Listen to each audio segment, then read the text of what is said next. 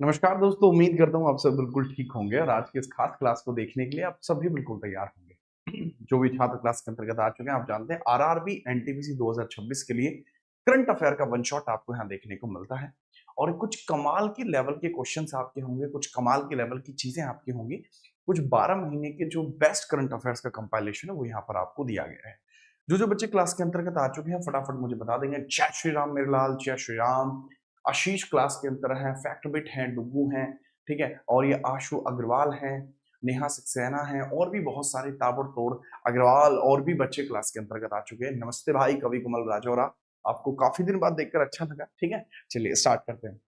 आज जैसे मैंने दिन में कोई क्लास नहीं ली, कल रात को ही क्लास हुई थी, तो ऐसा लग रहा है जैसे पता नहीं कितने दिन हो गए मुझे क्लास लिए बगैर।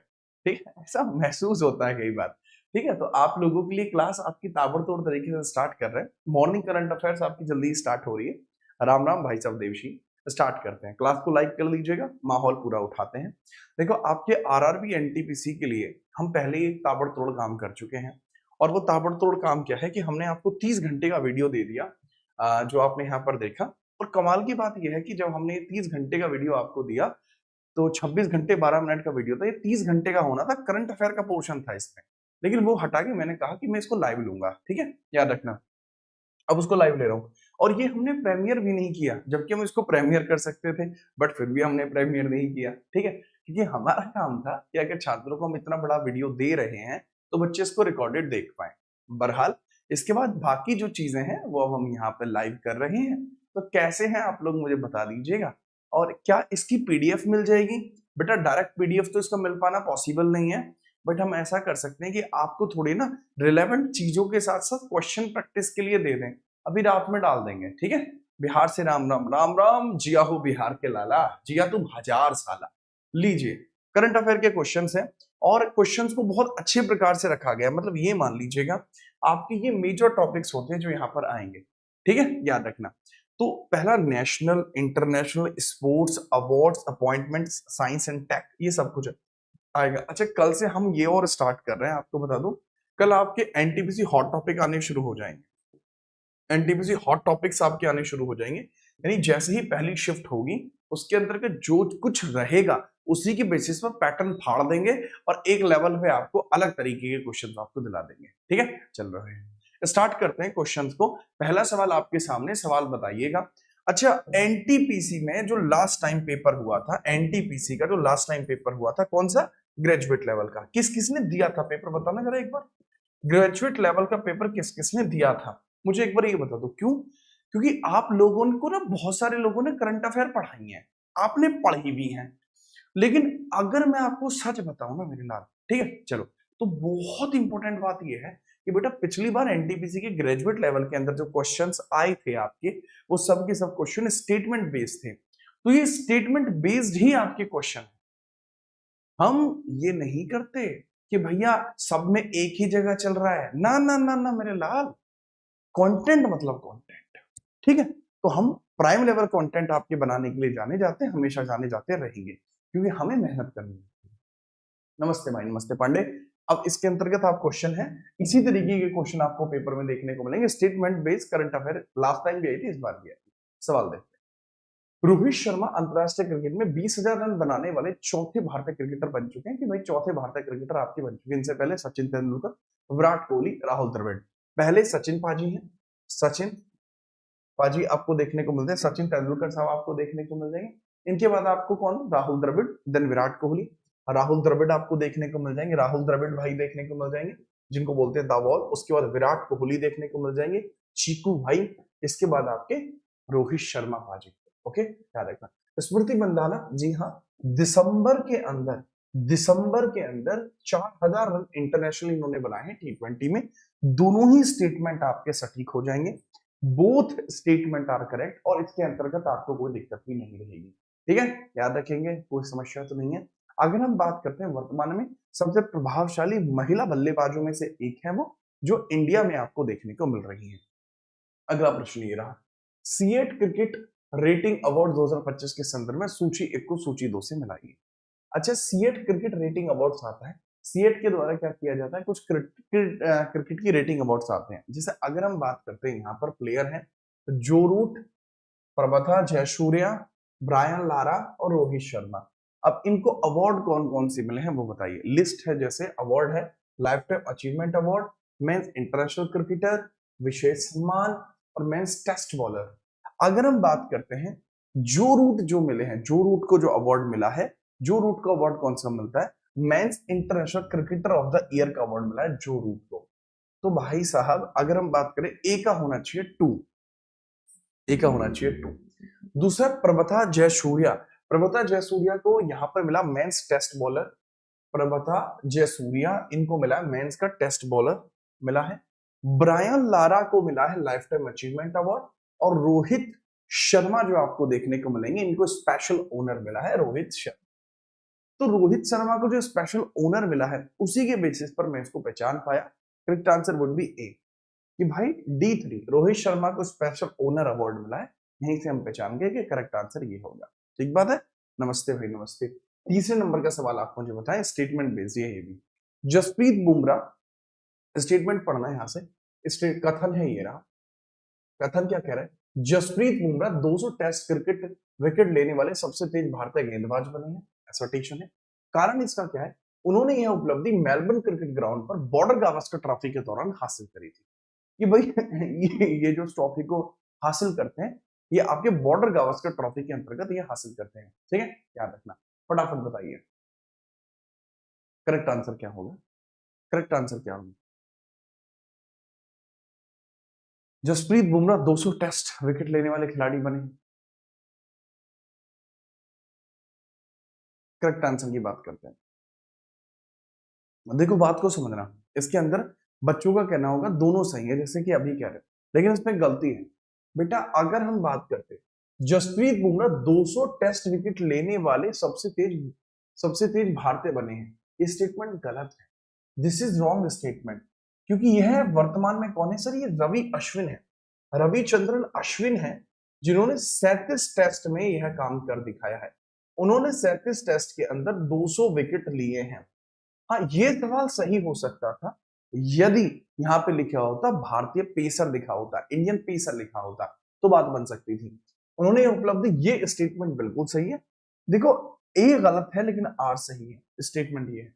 ए गलत है लेकिन आर सही है, स्टेटमेंट ऐसे सही है।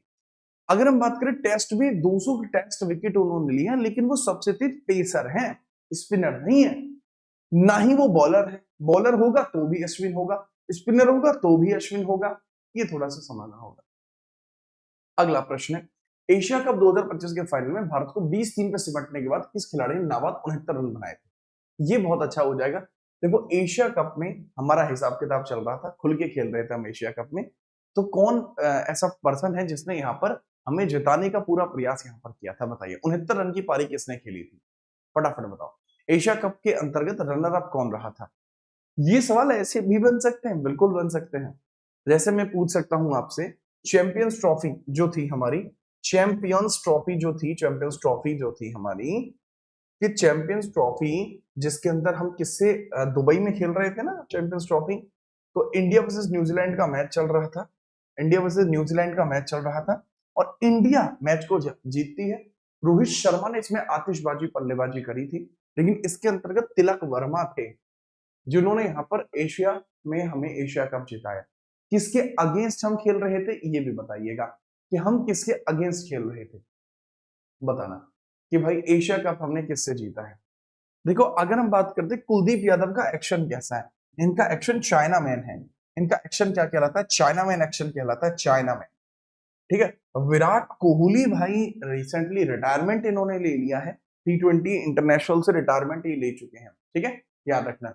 भाई तिलक ने जीत दिलाई थी, हम खेल किसके अगेंस्ट रहे थे वो आपसे पूछा जा रहा है। The correct answer would be नहीं, अरे भाई साहब इसमें आप Pakistan, correct answer would be Pakistan. Perfect बेटा, हम यहाँ खेल रहे थे against Pakistan, versus Pakistan match चल रहा था, तिलक शर्मा ने ही वहां पर सबका तिलक कर दिया था। पांचवा प्रश्न ये रहा, चैंपियंस ट्रॉफी के बारे में बताइए। दो स्टेटमेंट है, पहला स्टेटमेंट है भारत ने फाइनल में न्यूजीलैंड को हराया, सचिन रविंद्र को प्लेयर ऑफ द टूर्नामेंट चुना गया। दोनों स्टेटमेंट है, मैट हेनरी टूर्नामेंट के सबसे अधिक बल्लेबाज बने जिन्होंने सबसे ज्यादा विकेट लिए थे। ये तीनों ही स्टेटमेंट आपके करेक्ट हो जाएंगे, तीनों ही कथन आपके सही हो जाएंगे। लेकिन मैन ऑफ द फाइनल कौन था? मैन ऑफ द फाइनल कौन था? Man of the match in final, man of the match कौन था फाइनल में? मैन ऑफ द मैच आपका कौन था फाइनल के अंदर? सर फाइनल के अंदर मैन ऑफ द मैच का जो खिताब जीता वो किसके द्वारा जीता गया?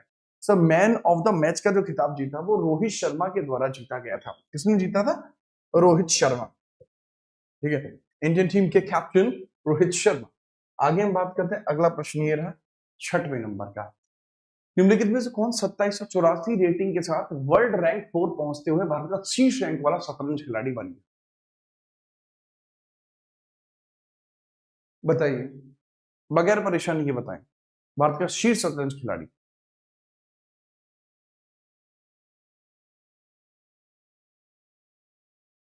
देखो, अगर हम बात करते हैं इंडिया की तरफ से ऐसा कौन है जो टॉप नंबर 1 पे पहुंच चुका है? अगर हम बात करते हैं, इस सवाल का सही जवाब है अर्जुन। इस सवाल का सही जवाब है अर्जुन अरगासी। अर्जुन अरगासी है जो रैंक 4 पर पहुंचे। आज तक इंडिया में अगर कोई पहुंचा है हाई लेवल पे, वर्तमान में, वर्तमान तक इंडिया की तरफ से जो टॉपर है, इंडिया की तरफ से जो टॉपर रहे, इंडिया की तरफ से जो टॉपर रहे हैं वो कौन रहे? सो वर्तमान तक इंडिया की तरफ से जो टॉपर रहे हैं, जो रैंक 1 ला चुके हैं, दैट इज विश्वनाथन आनंद। वो विश्वनाथन आनंद ही है, विश्वनाथन जी है। ठीक है, याद रखना। और अब चेस के वर्ल्ड कप को विश्वनाथन आनंद जी के नाम से यहाँ पर जाना जाता है। इसका करेक्ट आंसर अर्जुन आपके अरगासी होगा, अर्जुन अरगासी होगा। इनकी रेटिंग आपको देखने को मिलते हैं 2784। बात को समझना, डी गुकेश की रेटिंग 2784 नहीं है। डी गुकेश की इतनी हाई रेटिंग कभी नहीं रही। ठीक है, याद रखना। लीजिए 7वें नंबर का प्रश्न है, आगामी खेलों के बारे में पूछ रहा है। वर्ल्ड टेस्ट चैंपियनशिप का फाइनल 27, 29 और 31 पूछा जा रहा है। मेंस T20 वर्ल्ड कप 26, महिला नेत्रहीन क्रिकेट वर्ल्ड कप 2025 और फाइड वर्ल्ड जो चैंपियनशिप है वो कहां पर आपका होना है? बताइए, बगैर परेशानी के इसके अंतर्गत बात करते हैं खेल आयोजन के बारे में। देखो, अगर हम बात करते हैं, बहुत ध्यानपूर्वक समझना, यहां पर आपसे जो पूछा जा रहा है, यहाँ ऑप्शन दिए हैं आपको डी। ठीक बात, आपको यहाँ ऑप्शन दिए हैं, 4 ऑप्शन आपको यहाँ दिए हैं। वर्ल्ड, मुझे नहीं पता कि इसमें ऑप्शंस में कुछ गलती है नहीं है, मैं सीधा बता सकता हूँ। वर्ल्ड टेस्ट चैंपियनशिप फाइनल जो आपको देखने को मिलेगा, यह आपको कहाँ देखने को मिलेगा? सर यहाँ इंग्लैंड में देखने को मिलेगा। इंग्लैंड में आपको ये देखने को मिल जाएगा, इंग्लैंड में आपको देखने को मिल जाएगा। ठीक बात है। दूसरा, ICC men's T20 world cup India और श्रीलंका में है, इंडिया इसको जीत भी चुका है। इंडिया वॉन दिस, और हुआ कहां पे था? इंडिया और श्रीलंका में ही हुआ था। इंडिया और श्रीलंका इसकी साथ मिलाकर सामूहिक तौर पर विनर रहे हैं। महिला जो नेत्रहीन कप आपको देखने को मिलता है, ठीक है, याद रखना, महिला का जो नेत्रहीन कप है वो आपको कहां देखने को मिलता है? अगेन महिला नेत्रहीन कप भारत और श्रीलंका में ही है। ये भी है, महिला नेत्रहीन कप भी कहां पे? श्रीलंका में ही है। फाइड वर्ल्ड चैंपियनशिप जो आपको देखने को मिले वर्ल्ड कप 2025, ये गोवा में आपको देखने को मिला है, ये गोवा में आपको देखने को मिला है। ठीक है, याद रखना। थोड़ा सा टफ, इसमें राइटिंग थोड़ी खराब हो गई है, इसके बारे में बताइए। शीतल देवी विश्व तीरंदाजी चैंपियनशिप में स्वर्ण पदक जीतने वाली पहली बिना हाथों वाली महिला तीरंदाज बनी है, यानी पैरा एथलीट बनी है, आर्मलेस वुमेन बनी है पहली जिन्होंने इस खिताब को जीता है। पहला स्टेटमेंट एकदम करेक्ट है।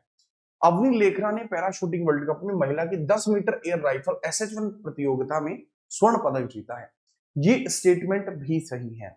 यहां पर आप याद रखना कि भाई साहब अवनी लेखरा है और दोनों जो एथलीट हैं इन्होंने यहाँ पर स्वर्ण पदक यहाँ पर जीता है। दोनों के बारे में तगड़े लेवल पर याद रखें। ठीक है, याद रखिएगा, पहला और दूसरा दोनों विकल्प आपके सटीक हैं, दोनों ही विकल्प आपके सही हैं। ठीक है, अरे बिल्कुल भाई, अच्छे से एग्जाम दो। ठीक है, सुदीप भाई आपको पूरा आशीर्वाद है, एनटीपीसी में कल जाकर झंडे गाड़ दीजिए, कल एनटीपीसी में जाकर झंडे गाड़ दीजिए। एनटीपीसी में एक सवाल नहीं बचना चाहिए आपसे, दोनों स्टेटमेंट सही है। लीजिए 9वें नंबर का सवाल है, मोहन बागान सुपर जायंट्स ने कोलकाता के विवेकानंद युवा भारती क्रीड़ांगन में 2-1 से हराकर इंडियन सुपर लीग का खिताब जीता है। अब देखो यहाँ पर क्या है, मैंने किस लेवल पे आपसे सवाल पूछा है, मतलब सवाल की लैंग्वेज देखो, सवाल की लैंग्वेज में इतना इतना लल्लू सवाल है कि इसका आंसर कोई भी दे सकता है। बट लैंग्वेज मैंने इसकी टफ कर रखी है, लैंग्वेज पूरी टफ कर रखी है। ठीक है, चलिए बहुत ध्यानपूर्वक समझिए। ठीक है, चलो देखो बहुत ध्यानपूर्वक यहाँ पर बताया गया है कि मोहन बागान सुपर जायंट्स ने कोलकाता के विवेकानंद जो क्रीडांगन स्टेडियम में 2-1 से इंडियन सुपर लीग का खिताब जीता। रनर अप पूछा गया, बेंगलुरु एफसी रनर अप है। सवालों की लैंग्वेज थोड़ी टफ है, सवाल आसान है। मोहन बागजान ने कब जीता है? ठीक है, मोहन बागजान ने इसको जो इंडियन सुपर लीग है, जो इंडियन सुपर लीग है इसको जीता है, फाइनल मुकाबले में जीता है। ठीक है, याद रखेंगे, बहुत बढ़िया। अगला प्रश्न पूछा है, क्वेश्चन नंबर 10वां है, फुटबॉल वर्ल्ड कप मेजबानी के संदर्भ में कौन सा कथन असत्य है? फुटबॉल वर्ल्ड कप की मेजबानी हो रही है, इसके संदर्भ में आप बता दीजिए कौन सा कथन असत्य है। यूनाइटेड किंगडम ने 2035 का फीफा महिला वर्ल्ड कप की मेजबानी सौंपी गई है, सटीक। 1966 के बाद यूके का यह पहला वर्ल्ड कप होगा, सटीक। 2027 फीफा वर्ल्ड कप ब्राजील में आयोजित होगा, फिर से सटीक। चीन ने 2026 में FIH महिला वर्ल्ड कप के लिए सीधे क्वालिफाई किया है। भाई साहब ये गलत है, हॉकी के लिए किया है, फुटबॉल के लिए नहीं किया। ठीक है, याद रखना, जो FIH है, जो वर्ल्ड कप है, फुटबॉल का नहीं है, हॉकी का है, हॉकी। याद रखना, FIH महिला वर्ल्ड कप जो है ये हॉकी का होता है, और ये कह रहे हैं फुटबॉल के लिए प्रतिस्पर्धा की है। तो इसको टेक्निकली एरर मान लीजिए, टेक्निकली ही इसको एरर मान लीजिए, सही होगा। ठीक है, याद रखना। और याद रखना 2027 का फीफा महिला वर्ल्ड कप कहाँ होना है? ब्राजील में होना है। अब जो हमारा बोर्ड खराब हो गया था, बोर्ड सही करा दिया गया है। तो अभी क्या है कि बोर्ड क्योंकि सही हो चुका है, तो आज आपको PDF भी टाइमली मिल जाएगी। ठीक बात। अच्छा, जो बच्चा कह रहा है लेखपाल के लिए कुछ करिए, भाई लेखपाल के लिए मैं सोच चुका हूं ना, लेखपाल के लिए मैं ऑलरेडी सोच चुका हूं। लेखपाल के लिए सेटिंग कर दी गई है फुल। लेखपाल के लिए कल परसों रात से सेशन शुरू है, रात को 9 बजे से। परसों रात 9 बजे से आपके लेखपाल के लिए भौकाल शुरू है। ठीक है, खुल के खेलिएगा। आगे हम बात करते हैं 9 10 के बाद 11वें नंबर का सवाल है, सबसे कम उम्र के पीडे वर्ल्ड कप चैंपियन, यंगेस्ट फाइट जो चैंपियन है, इनके बारे में बताइए कौन है? जेरूसलम मास्टर्स कौन किसने जीता है?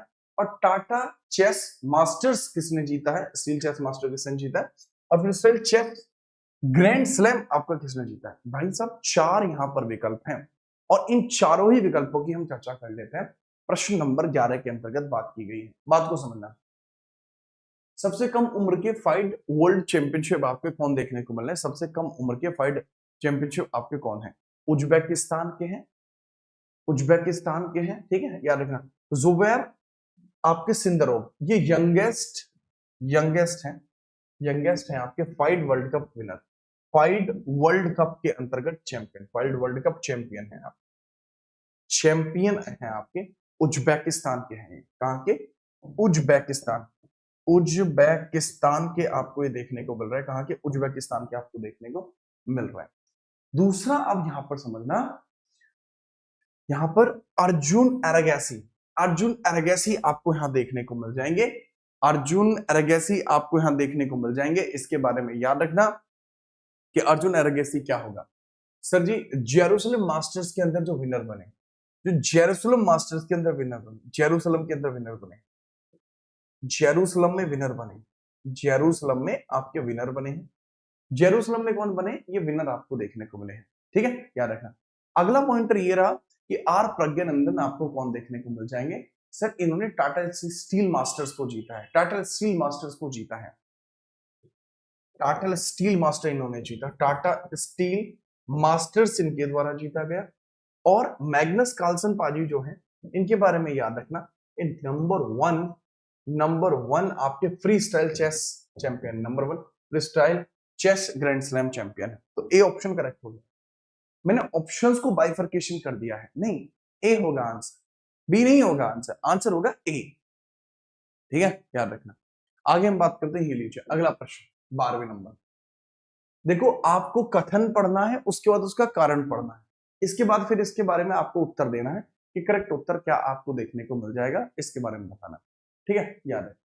पहला ही सवाल आपका ये रहा कि वैभव सूर्यवंशी पुरुषों की लिस्ट ए क्रिकेट में सबसे कम उम्र के शतकवीर बने, यंगेस्ट पर्सन है जिन्होंने यहां पर सबसे कम गेंदों में शतक ठोका है। करेक्ट है, ठीक है, ये करेक्ट है, बहुत बढ़िया। अगर हम बात करते हैं, पहला स्टेटमेंट सही है, दूसरा है उन्होंने यह शतक केवल 36 गेंदों में लगाया, ये स्टेटमेंट गलत है। उन्होंने ये शतक 36 गेंद में नहीं लगाया, उसके लिए इन्होंने जो बॉल है वो अधिक ली है। ए सही है लेकिन आर गलत है। इन्होंने 36 बॉल ना ली, इन्होंने 50 प्लस बॉल, 50 से अधिक बॉल इनके द्वारा ली गई हैं, 50 से अधिक बॉल इनके द्वारा ली गई हैं, तब जाकर ये मैटर है। इसके अंतर्गत याद रखना आर गलत है, इन्होंने 36 से अधिक बॉल यहां पर ली। वैभव बिहार के उभरते हुए सितारे हैं, इसके बारे में याद रखना, फिर गलत मत करो, थोड़ा सा मान जाओ, बातों को समझिए, बातों को समझिए। अगला प्रश्न, आगे आपको जो देखने को मिल रहा है, आपको कुछ विचार देखने को मिल रहा है जिसमें पूछा गया विचार कौन सा सही है कौन सा गलत है। पहला, भारत के द्वारा Sultan Azlan Shah cup final में बेल्जियम के हराकर उपविजेता रहा है। देखो अजलान शाह कप किससे रिलेट करता है सर? अजलान शाह कप जो वो हॉकी से रिलेट करता है, तो पूछा भी है हॉकी से रिलेटेड टर्म है, तो अजलान शाह जो कप है वो हॉकी से रिलेट करता है। पहला तो आपके दिमाग में ये चीज क्लियर है। अजलान शाह के अंदर अब जीता कौन है सर? बेल्जियम से हराकर उपविजेता रहा है। फाइनल में बेल्जियम से हारकर, यानी बेल्जियम जीता, इंडिया इसमें सेकंड नंबर पे रहा। ये स्टेटमेंट भी सही है, बेल्जियम जीता है। सांची रात बंगाल टाइगर्स ने हैदराबाद हरिकेन्स को हराकर पुरुष हॉकी इंडिया लीग 2024 जीती। देखो सांची बंगाल टाइगर्स ने हैदराबाद को हराकर पुरुष हॉकी इंडिया लीग 2024-25 जीती, ये भी सही है। झारखंड ने 15वीं हॉकी इंडिया जूनियर महिला राष्ट्रीय चैंपियनशिप जीती, ये भी सही है। बेटा तीनों ही ऑप्शन सही हैं। हॉकी के बारे में याद रखना, अजलान शाह कप ब्राजील ने जीता, इंडिया को हराया। दूसरा है आपका हॉकी इंडिया लीग 2024-25, सिर्फ इसमें याद रखना, इसमें आपके सराची बंगाल जीता है, हैदराबाद हरिकेन्स इसमें रनर अप रहे हैं। और जो इंडिया जूनियर महिला चैंपियनशिप है, इसके अंदर झारखंड की महिलाएं जीती हैं। मेल कैटेगरी में हरियाणा जीता है। दोनों के बारे में याद। 14वें नंबर का सवाल ये रहा, पहली खो खो वर्ल्ड कप 2025 कहां आयोजित किया गया जिसमें भारतीय पुरुष और महिला दोनों टीमों ने खिताब जीता? ये कहां पर हुआ था, इसके बारे में बता। ये आज की क्लास का सबसे easy question, easiest question of है। पीयूष भाई अच्छा रहा, आपके 123 सही है, इजीएस्ट क्वेश्चन है आज की क्लास का। लल्लुलतम सवाल है ये, लल्लुलतम। एक तो होता लल्लू, एक होता लल्लुलतम सवाल है, लल्लुलतम। देखो अगर हम बात करते हैं, जो इंदिरा गांधी इंडोर स्टेडियम है न्यू दिल्ली, वहीं पर ये रहा है।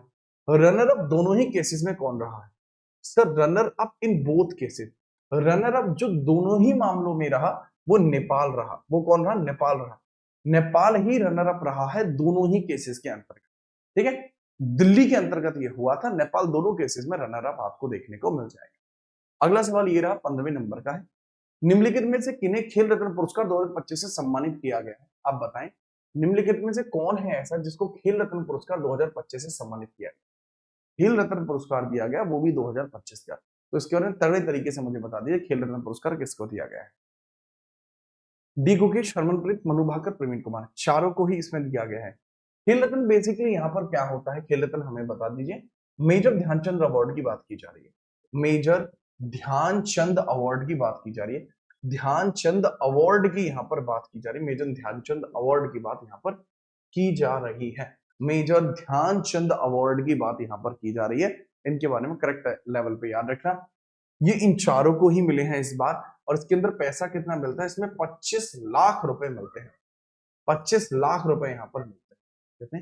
25 लाख रुपए इसके अंतर्गत मिलते हैं, ठीक है, याद रखें। अगला सवाल है 16वें नंबर का, बताइए सर, टेनिस और टेबल टेनिस के विजेताओं को मिलाइए, उनसे आपको मैच द फॉलोइंग खेलना है। अब पूछा यहां है गलत मिलान का चयन करना है, ठीक है, याद रखना। बहुत बढ़िया, फटाफट बताइए। अरे अच्छे लेवल के सवाल हैं सारे। यानिक सिनर के द्वारा एटीपी फाइनल जीता गया है, यानिक सिनर ने एटीपी फाइनल जीता है, जी हाँ। इन्होंने यहां पर ऑस्ट्रेलियन ओपन भी जीता था 2025 वाले, और यह भी इन्होंने जीता है। ऑस्ट्रेलिया के साथ साथ इन्होंने यूएस ओपन भी जीता था, इसमें भी याद है। कार्लोस अलकराज यूएस ओपन जो जीता है, ये यूएस नहीं जीता था इन्होंने, सॉरी, यूएस कार्लोस नहीं जीता, इन्होंने यहाँ पे फ्रेंच ओपन जीता था, मुझे याद, फ्रेंच ओपन इनके द्वारा जीता था। कार्लोस ने यूएस ओपन जीता, ये करेक्ट है। मानुष शाह और दिया चिताले ने चिली ओपन जीता, ये गलत है। इन्होंने चिली ओपन नहीं जीता। इनके द्वारा जो जीता गया वो world table tennis contender Tunis award जीता है। World table tennis contender Tunis, world table tennis contender Tunis, contender Tunis award जीता है। Contender Tunis, contender Tunis award जीता है, ठीक है, इसमें याद रखना। तो मानुष शाह आपको करेक्ट देखने को मिल जाएगा, जो रॉन्ग हो। They want WTT contender Tunis award, ये दिया भी गया है, ये लो। इटली ने डेविस कप जीता था, बिली जीन कप भी इटली ने ही जीता था। अरे बिली जीन है या डेविस है, दोनों के दोनों टेनिस के कप है, एक महिलाओं का एक पुरुषों का, दोनों इटली ने जीते हैं 2025 में, ठीक है। लेखपाल भाई मैं आपको बोल चुका हूं कि लेखपाल के लिए मैं चीजें स्टार्ट करा चुका हूं। 17 तारीख रात 9 बजे आइएगा। 17वां सवाल, बहुखेल प्रतियोगिताओं के संदर्भ में कौन सा कथन सही है, बताइए। 9वें एशियन विंटर गेम 2025 हर्बिन चाइना में आयोजित हुए हैं। Special Olympic world winter games Italy के ट्यूरिन में आयोजित हुए हैं, जिसमें भारत ने 33 पदक जीते हैं। सर 2 खिताब आपके सामने हैं, आपसे पूछा जा रहा है कि सर इसके अंतर्गत आपका सही कौन सा है, इसमें आपका गलत कौन सा, बताइए।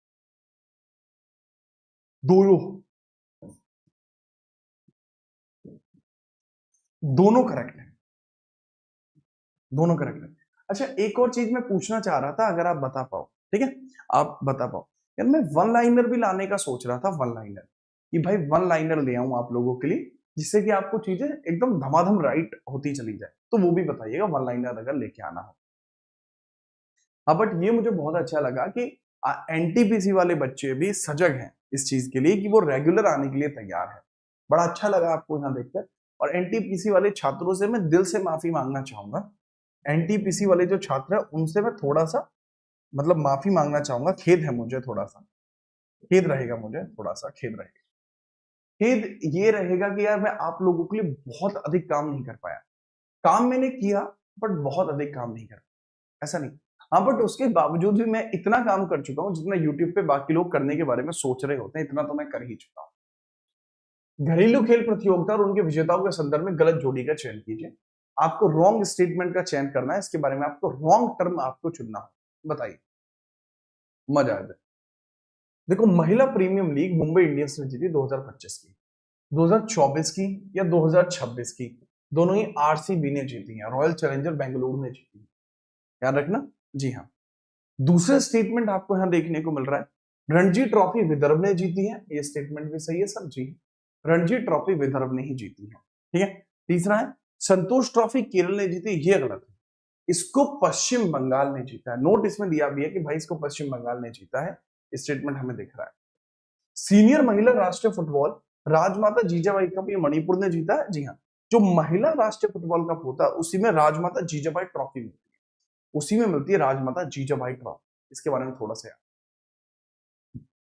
पश्चिम बंगाल इसमें करेक्ट विजेता है, ठीक बात है। आगे बात करते हैं, 19वें नंबर का प्रश्न है, एथलेटिक और पैरा एथलेटिक के बारे में पूछा जा रहा है, इसमें आपको सही बताना है कि कौन कौन सा सही है। पहला स्टेटमेंट है, रिंकी हुड्डा ने वर्ल्ड पैरा एथलेटिक चैंपियनशिप में F46 भाला फेंक प्रतिस्पर्धा में स्वर्ण पदक जीता, सटीक है।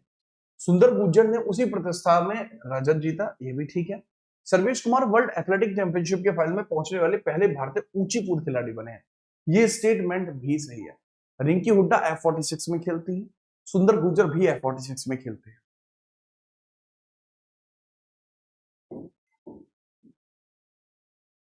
लीजिए अगला 20वें नंबर का सवाल है, आपसे कुछ क्वेश्चन पूछे जा रहे हैं, सर क्या ये क्वेश्चन ग्रेजुएट एग्जाम में आएंगे? बेटा बनाए तो इसीलिए है अमित माझी। देख भाई फेक काम तो मैं कर नहीं रहा, मेहनत ही लग रही है। अगर मैं अपना टाइम भी खराब करूं और पेपर में मैच ना करा पाऊं क्वेश्चन, तो उसका कोई मतलब नहीं। खेलो इंडिया यूनिवर्सिटी गेम्स में 71 पदक जीतने के साथ कौन सा विश्वविद्यालय मौलाना अबुल कलाम आजाद ट्रॉफी जीतने वाला पहला प्राइवेट यूनिवर्सिटी बन चुका है? तो खेलो इंडिया यूनिवर्सिटी गेम्स जीते हैं चंडीगढ़ यूनिवर्सिटी ने, इनको जीता गया चंडीगढ़ यूनिवर्सिटी के द्वारा, 71 मेडल इनके द्वारा जीते गए, चंडीगढ़ यूनिवर्सिटी ने 71 मेडल जीते हैं, ठीक है। चलिए अगला सवाल, अब इंडेक्स से रिलेटेड करें। स्पोर्ट्स के जो मेजर क्वेश्चन बन सकते थे वो मैंने आपको कराए, जो मेजर बन सकते थे वो मैंने आपको कराए हैं।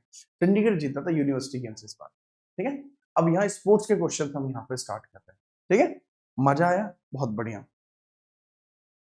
ठीक है सर, इस बार आप थोड़ा स्लो चले हैं एनटीपीसी वालों के लिए। ऐसा नहीं है एनटीपीसी वालों के लिए स्लो नहीं करा, ठीक है, बिल्कुल ऐसा नहीं है। आप एनटीपीसी वालों के लिए तो यार इतनी मेहनत करी मैंने जिसका कोई जवाब नहीं। आप प्लेलिस्ट जाके देखो ना एक बार, देखो इसमें भी इतनी वीडियो है, इसमें भी इतनी वीडियो है, लेकिन लगभग बराबर ही चला हूं मैं अगर देखा जाए तो। इसके अंदर एक एक्स्ट्रा वीडियो भी है इतनी बड़ी, बाकी अगर देखा जाए तो मैं बराबर ही चला हूं। ये चीज मैंने अपने एंड से गलत कह दी, लेकिन देखा जाए बराबर है। और इसमें कंटेंट के मामले में सब लाइव भी है, रिकॉर्डेड नहीं है इस बार। भौकाल काटा, मैं रिकॉर्डेड नहीं डाला, रिकॉर्डेड लास्ट में डाला। राजस्थान इस बार होस्ट करेगा, हाँ मैं भी आ रहा हूँ। लो जी, अब यहाँ कुछ सूचकांक है, आपको बताना है कैसे क्या रहेगा। भारत की रैंक को सूची 1 को सूची 2 से सुमेलित कीजिए। आपको हो सकता है थोड़ा सा और चीजें बढ़िया देखने को मिल जाए। सूची को हम थोड़ा सा सुमेलित करके चलते हैं, ठीक है। अब इसमें आप टॉप रैंक के बारे में भी बताते चलेंगे अगर आपको पता है, ठीक है। पहला भुखमरी सूचकांक आपको देखने को मिल जाएगा, आर्मेनिया इसके अंतर्गत टॉप रैंकर्स में होगी। और इंडिया की जो रैंक आपको देखने को मिल जाएगी, सर इंडिया की रैंक है 102। नवाचार सूचकांक global innovation index, Switzerland top पर है, स्विट्जरलैंड टॉप पर है और इंडिया की रैंक है 38। जेंडर गैप इंडेक्स में इंडिया की रैंक आपको जो देखने को मिल जाएगी 131 है, और उसमें टॉप पर है आइसलैंड है। फ्री स्पीच के मामले में इंडिया का स्थान 24वें नंबर पर। करेक्ट आंसर हो जाएगा ये लीजिए, option number A. Option number A आपको देखने को मिल जाएगा। कोई समस्या है? नहीं सर, अभिव्यक्ति की आजादी वगैरह को लेकर मजा आया? तो 2143 आपका हो जाएगा। लीजिए अगला सवाल है, आपसे दो स्टेटमेंट दिए गए हैं, दोनों स्टेटमेंट के बारे में चर्चा करते हैं फिर आगे बढ़ते। दोनों स्टेटमेंट के बारे में चर्चा करेंगे फिर आगे, ठीक है चलिए।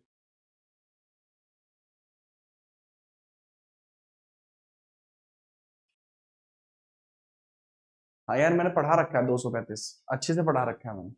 33 34 35 तीनों ही पढ़ाए हैं। लीजिए आपके सामने सवाल देखने को मिला है, पहला स्टेटमेंट, जलवायु परिवर्तन प्रदर्शन सूचकांक में इंडिया का स्थान 10वां है।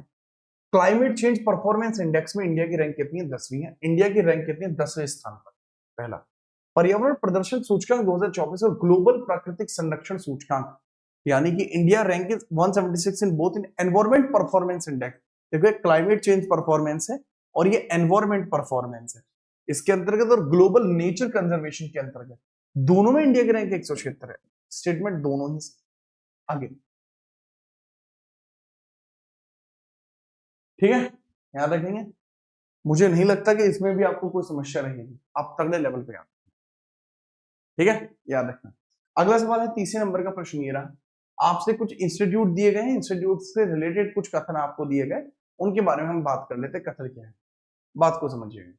NIRF ओवरऑल श्रेणी में IIT मद्रास भारत का शीर्ष आपको देखने को मिल जाएगा। अगर हम बात करते हैं इंडिया के अंतर्गत ही जो आपकी रैंकिंग आई है,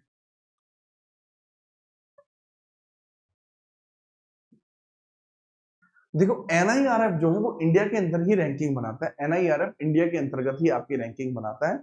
अगर हम बात करते हैं NIRF के अंतर्गत जो टॉपर है वो IIT मद्रास है, बिल्कुल सटीक है।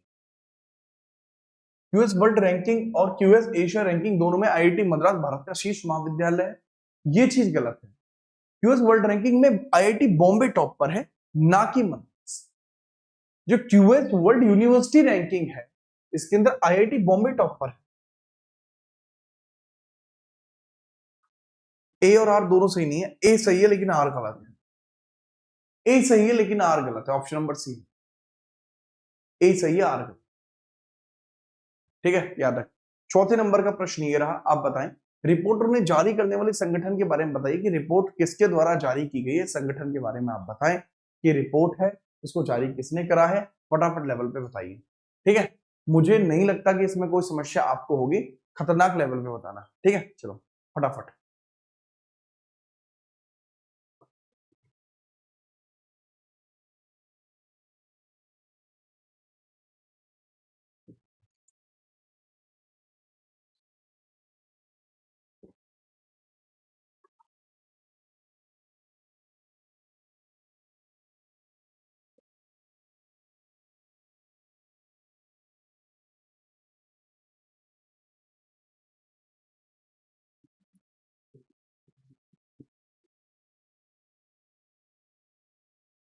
बताओ फटाफट से करेक्ट आंसर क्या होगा। बच्चे कह रहे हैं कि सर इसके अंतर्गत अगर ऑप्शन देखते हैं, पूछा है रिपोर्ट उन्हें जारी करने वाले मंत्रालय गलत जोड़ी को पहचानी। चिल्ड्रन इन इंडिया, ये मिनिस्ट्री ऑफ हमारे स्टैटिक्स रिपोर्ट को जो पब्लिश करती है इसी के द्वारा लाई गई है, बिल्कुल करेक्ट है। ये भारतीय जो सांख्यिकी और कार्यक्रम क्रियान्वयन मंत्रालय है, करेक्ट है। जो आपकी बहुआयामी गरीबी सूचकांक है, जो मल्टी डायमेंशनल पॉवर्टी इंडेक्स आपको जो देखने को मिलता है, सिर्फ यह आपको देखने को मिलती है मल्टी डायमेंशनल पॉवर्टी इंडेक्स, जो आपको रिलीज की जाती है, ये यूनाइटेड नेशन डेवलपमेंट प्रोग्राम के द्वारा की जाती है, ना कि वर्ल्ड बैंक के द्वारा।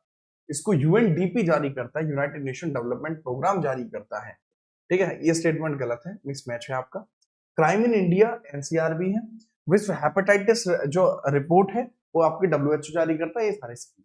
बट इसमें दूसरा गलत था, ठीक बात। सांख्यिकी डेटा वगैरह के लिए आपका कुछ स्टेटमेंट आपके गलत थे।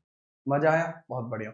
अच्छा, जो हमारी ग्लोबल बहुआयामी गरीबी सूचकांक है, जो इंडिया के अंतर्गत आती है, उसको नीति आयोग जारी करता है। और इंडिया में वर्तमान में सबसे गरीब राज्य आपका पंजाब है, सबसे बेहतरीन राज्य आपका ओडिशा है। ठीक है, याद रखिए। 5वें नंबर का प्रश्न ये रहा, बताइए अगर हम देखते हैं ग्लोबल एआई सिटी इंडेक्स 2025 में शीर्ष भारतीय शहर बेंगलुरु है। बेंगलोर क्या टॉप लेवल पे आपको देखने को मिल रहा है, बेंगलोर क्या देखने को मिल रहा है, टॉप लेवल पे है। जनरेटिव एआई नवाचार, पहला स्टेटमेंट। दूसरा, जनरेटिव एआई नवाचार में भारत का स्थान 5वां है। आर्टिफिशियल इंटेलिजेंस प्रिपेयर्डनेस इंडेक्स 2024 में भारत का स्थान 36वां है। अगर हम तीन यहां पर देख रहे हैं, अगर करेक्ट आंसर की बात बताऊं ना, तीनों ही आपके सही हैं। तीनों के अंतर्गत ही इंडिया की स्थिति सेम टू सेम देखने को मिली है। सिटी इंडेक्स में इंडिया का शीर्ष शहर बेंगलुरु है एआई में। ग्लोबल जो जनरेटिव एआई में इंडिया का स्थान 5वां है। यूएस पहला है। प्रिपेयर्डनेस इंडेक्स में इंडिया का स्थान 36वां है। करेक्ट आंसर है। तीनों ही स्टेटमेंट आपको सटीक देखने को मिल रहा है, तीनों के बारे में ही आप यहाँ पर याद रखें। ठीक है, चलो याद रखें, बहुत बढ़िया। 6वें नंबर का प्रश्न ये रहा, बताइए जरा। 6वें नंबर का सवाल है, सूचकांक 1 है और सूचकांक आपका लिस्ट 2 है। अब इसमें आपको मैच द फॉलोइंग आपको देखने को मिलेगा, इसके बारे में बताएं। राज्य शहरों के सूचकांक है। पहला, इंडिया जस्टिस रिपोर्ट के अकॉर्डिंग टॉप पर कौन है? इंडिया जस्टिस रिपोर्ट के अकॉर्डिंग टॉप पर कौन है, बताओ।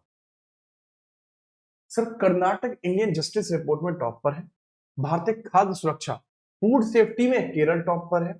पंचायत उन्नयन में पंचायतों का जो अपग्रेड किया गया है इसमें गुजरात टॉप पर है। और नारी महिलाओं के लिए सबसे सुरक्षित सेफेस्ट सिटी आपका कौन सा है? जो कोहिमा है। कोहिमा आपका सबसे ज्यादा सुरक्षित है।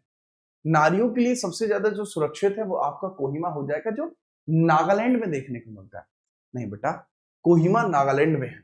नागालैंड में, नागालैंड की कैपिटल ही कोहिमा है और वे महिलाओं के लिए सबसे सेफेस्ट माना है। ठीक है, कोहिमा करेक्ट आंसर हो जाएगा। सटीक आंसर ए होगा, याद रखना। नेक्स्ट हम बात करते हैं, इसमें कुछ फिजिकल हेल्थ इंडेक्स वगैरह के बारे में बात की गई है, इसके बारे में थोड़ा सा बात कर लेते हैं, कौन सा स्टेटमेंट आपका सही है कौन सा नहीं है। अगर पूछे कि आपसे 3 स्टेटमेंट पूछे गए हैं, पूछा है कि नीति आयोग निम्नलिखित में से कौन कौन सा जारी करती है, कौन कौन सा जारी करती है इसके बारे में बताइए बगैर किसी परेशानी के। देखो, अगर मैं बात करता हूं फिजिकल हेल्थ इंडेक्स के अंतर्गत पहले नंबर पे कौन है? पहले पे कौन है? उड़ीसा है। फिर से लास्ट पे कौन है? लास्ट में है टॉपर, यानी पीछे से टॉपर कौन है? पंजाब। दूसरे पे आपका, नीचे से दूसरे पे है आपका Bihar. Sustainable development goal index की हम बात करते हैं, ये भी नीति आयोग जारी करता है। सस्टेनेबल डेवलपमेंट गोल भी नीति आयोग के द्वारा ही जारी किया जाता है, इस बारे में भी याद रखना। ठीक है, ये भी नीति आयोग जारी करेगा, काफी फेमस रहा है। बट राज्य ऊर्जा दक्षता सूचकांक, इसको आपको किसके द्वारा जारी किया जाता है? ऊर्जा दक्षता सूचकांक को जो जारी किया जाता है इमारत और उद्योगों में बिजली ऊर्जा की जो बचत है उसके लिए इसको जारी किया जाता है। ये SEEI के द्वारा किया जाता है, या इसको कह लीजिए bureau of energy efficiency. Bureau of BEE द्वारा ये जारी होता है, BEE द्वारा। इसका मतलब क्या है? Bureau of energy efficiency. Bureau of energy efficiency के द्वारा इसको जारी किया जाता है। अगर हम बात करते हैं करेक्ट आंसर कौन सा, पहला और दूसरा सही है। इसको नीति आयोग लेके आता है, ये BEE के द्वारा आता है। यही पूछा था कि नीति आयोग कौन लेके आता है। ठीक है, याद रखेंगे, बढ़िया लेवल है। बढ़िया। अंतरिक्ष सिंह राठौड़। लो भाई साहब, 8वां सवाल है। कारण है और फिर पहले कथन है और फिर कथन का कारण है पूछा है। क्या कथन की सही व्याख्या है या नहीं, बात करते। स्मार्ट सिटी इंडेक्स में ज्यूरिक ने प्रथम स्थान प्राप्त किया, सटीक है। स्मार्ट सिटी इंडेक्स में ज्यूरिक पहले नंबर पे, कि विश्व में सबसे खतरनाक सबसे स्मार्ट सिटी कौन सा है, ज्यूरिक है। वर्ल्ड टैलेंट रैंकिंग में भी स्विट्जरलैंड ही था, ज्यूरिक स्विट्जरलैंड में है। वर्ल्ड टैलेंट रैंकिंग में भी स्विट्जरलैंड टॉप पर है, ये स्टेटमेंट भी सही है, बट इनका आपस में कोई कनेक्शन नहीं। अगर हम बात करते हैं, स्मार्ट सिटी होना डिजिटल होना है, टैलेंट अलग चीज है। अगर हम दोनों को देखते हैं सही तो है, लेकिन व्याख्या नहीं है ना एक दूसरे की सही। कथन दोनों सही है बट व्याख्या नहीं करते। कथन दोनों सही है बट व्याख्या नहीं करते, याद रखना। अगले सवाल है 9वें नंबर की। बताइए, रूल ऑफ लॉ के अंदर इंडिया का स्थान 79वां है। रूल ऑफ लॉ के अंदर इंडिया का स्थान कितना, 79वां है। टॉपर कौन है, डेनमार्क। एनर्जी एफिशिएंसी जो एनर्जी ट्रांजिशन में है, इंडिया का स्थान 71वां है। अगेन फर्स्ट कौन है, डेनमार्क। हैप्पीनेस में इंडिया का स्थान 118वां है। फिनलैंड क्या है इसका टॉपर, इसका टॉपर कौन है, फिनलैंड। फिनलैंड इसका टॉपर है, फिनलैंड लगातार 8वीं साल फिनलैंड इसको टॉप करेगा। फिनलैंड ने इसको टॉप किया है। कोई समस्या मुझे नहीं लगता कि आपको कुछ होगी, आप इवन चीजों को समझ और पाओ। ये लीजिए, आगे बढ़िए। वर्ल्ड प्रेस सूचकांक 2025 के अंतर्गत इंडिया की रैंक आपको बतानी है। इंडिया की रैंक आपकी कितनी है, करेक्ट बताओ। प्रेस सूचकांक के अंतर्गत इंडिया की रैंक क्या है, प्रेस सूचकांक के अंतर्गत वो बताइए। ठीक है, चलिए। अगर हम बात करते हैं प्रेस फ्रीडम इंडेक्स के बारे में, इंडिया की रैंक क्या, बताओ। देखो फिर से वही बात है कि इंडिया की रैंक आपको 151वीं देखने को मिली है। इससे पहले ये रिपोर्टर्स विदाउट बॉर्डर के, reporters without border, RWB, reporters without border, जो जर्मनी की संस्था है, जर्मनी संस्था है, इसके द्वारा इसको जारी किया गया। जर्मनी की संस्था है, इसके द्वारा इसको जारी किया गया, reporters without border. 151 is the rank of India. ठीक है, चलें। अंकुश आप कौन है एक बार बताओ मुझे, और आपको ये नाम किसने दिया है। 151 है रैंक, 151 रैंक आपको देखने को मिल जाएगी। 11वें नंबर का प्रश्न है ईशान भाई, 151 ही। अगर हम अगले सवाल की बात करते हैं, इसके बारे में बात बताइए बगैर किसी परेशानी के। अर्थव्यवस्था और निवेश के अंतर्गत अगर हम बात करते हैं, अर्थव्यवस्था और निवेश के अंतर्गत निम्नलिखित कथनों पर विचार करना। ग्लोबल एआई इन्वेस्ट में इंडिया का स्थान 10वां, करेक्ट है। यूनिट ग्लोबल यूनिकॉर्न में इंडिया दूसरी सबसे बड़ी अर्थव्यवस्था है। से ह्यूरॉन ग्लोबल के अंतर्गत अगर हम बात करते हैं, यूनिकॉर्न के मामले में इंडिया का स्थान कितना है, दूसरा है। इसमें आपको सही जवाब को चुनना है, कौन सा सही है। मेरे लाल, ये स्टेटमेंट गलत है, क्योंकि इंडिया तीसरी बड़ी अर्थव्यवस्था है। ठीक है, चलो, यह तीसरी है। तो अंकुश आपको ये नाम किसने बताया। देखो, अगर मैं ह्यूरॉन ग्लोबल यूनिकॉर्न की बात करते हैं, ये पहला नहीं, ये स्टेटमेंट रॉन्ग हो जाएगा, ये स्टेटमेंट आपका गलत हो जाएगा, ये स्टेटमेंट सही है। ओनली वन इसमें देखने को मिलेगा। दूसरा स्टेटमेंट जिंदा गलत है, क्योंकि पहले पर यूएसए है, दूसरे पे चाइना है, और जो तीसरा है ये है आपका इंडिया। ये है आपका इंडिया। नंबर ऑफ यूनिकॉर्न्स के मामले में मैं बात करता हूं, बात आई समझ। ग्लोबल इन्वेस्टमेंट के बारे में यहाँ पर चर्चा की गई है। ठीक है, याद रखना। अच्छा, ग्लोबल सॉफ्ट पावर में इंडिया का स्थान 32वां है। ग्लोबल सॉफ्ट पावर भी पूछा जा सकता है। Global soft power, global soft power के बारे में भी याद रखना। ग्लोबल सॉफ्ट पावर के बारे में इंडिया की रैंक कितने, ग्लोबल सॉफ्ट पावर में India. Sir global soft power में जो इंडिया है, इंडिया की रैंक यहाँ 32वें नंबर पे आपको देखने को मिल रही है, 32nd पे नंबर पे आपको देखने को मिल रही है। ये भी सटीक तौर पर याद रखना। ठीक है, याद रखना, बहुत बढ़िया। अगले नंबर का सवाल है 12वें नंबर, जो ग्लोबल पीस इंडेक्स है, वैश्विक शांति सूचकांक के बारे में बात करें, पहले नंबर पे कौन है। पहले नंबर पे है सर आइसलैंड। पहले नंबर पे कौन है सर, पहले नंबर पे आइसलैंड आपको देखने को मिल जाएगा, जो सटीक लेवल पे आपको देखने को मिलेगा। इंडिया की रैंक कितनी है, 130वीं इंडिया की रैंक हो जाएगी। इंडिया की रैंक कितनी हो जाएगी, 130 इंडिया की रैंक आपको देखने को मिल जाएगी। सटीक स्तर पर ये भी सही हो जाएगा। ठीक है, याद रखना। कोई समस्या तो नहीं है? नहीं, आई थिंक दुनिया का सबसे ज्यादा शांतिप्रिय देश माना जाता है। 13वां सवाल, साइबर और साइबर स्पेस के बारे में बात की जा रही है। फॉल्स स्टेटमेंट पूछा, भारत एशिया का तीसरा सबसे शक्तिशाली देश है। एशिया का तीसरा सबसे शक्तिशाली देश आपका कौन सा है? सर वह इंडिया आपको देखने को मिल जाए। ठीक है, बहुत बढ़िया। पूछा है गलत कौन सा है, ये स्टेटमेंट सही है। इंडिया जो है भारत का तीसरा सबसे मजबूत देश आपको देखने को मिल जाएगा। ठीक है, याद रखना। अब रीजन क्या है? बच्चों को लगेगा कि सर इंडिया तो दूसरा है। एग्जैक्टली एशिया में नहीं पूछा, ये एशिया पावर इंडेक्स के अकॉर्डिंग पूछा है। ठीक है, चलो अगर हम बात करते हैं एशिया के अंतर्गत जो थर्ड मोस्ट पावरफुल कंट्री है मेरे लाल, इसमें याद रखना ये Asia power index, Asia power index आपको देखने को मिल जाएगा। एशिया पावर इंडेक्स में भी टॉप पर अमेरिका है, अमेरिका है। दूसरे पर आपको देखने को मिल जाएगा चाइना, और देन इसके अंतर्गत आपको देखने को मिल जाएगा इंडिया। इसके अंदर रशिया को शामिल नहीं किया है। ठीक है, याद रखना, करेक्ट है। दूसरा है यह मेलवेयर हमले से वैश्विक, हाँ ये भी करेक्ट है। मॉलवेयर का जो अटैक हुआ है वो मेजरली इंडिया में हुआ। ग्लोबल साइबर पावर इंडेक्स में इंडिया की रैंक चौथी है, क्योंकि इसमें रशिया भी बीच में आ जाएगा। ग्लोबल साइबर सिक्योरिटी इंडेक्स में भारत का टीयर 2 कैटेगरी में रखा गया है, नहीं ये गलत। अगर हम बात करते हैं भारत को टीयर 2 में नहीं रखा गया, भारत को टीयर 1 में रखा गया।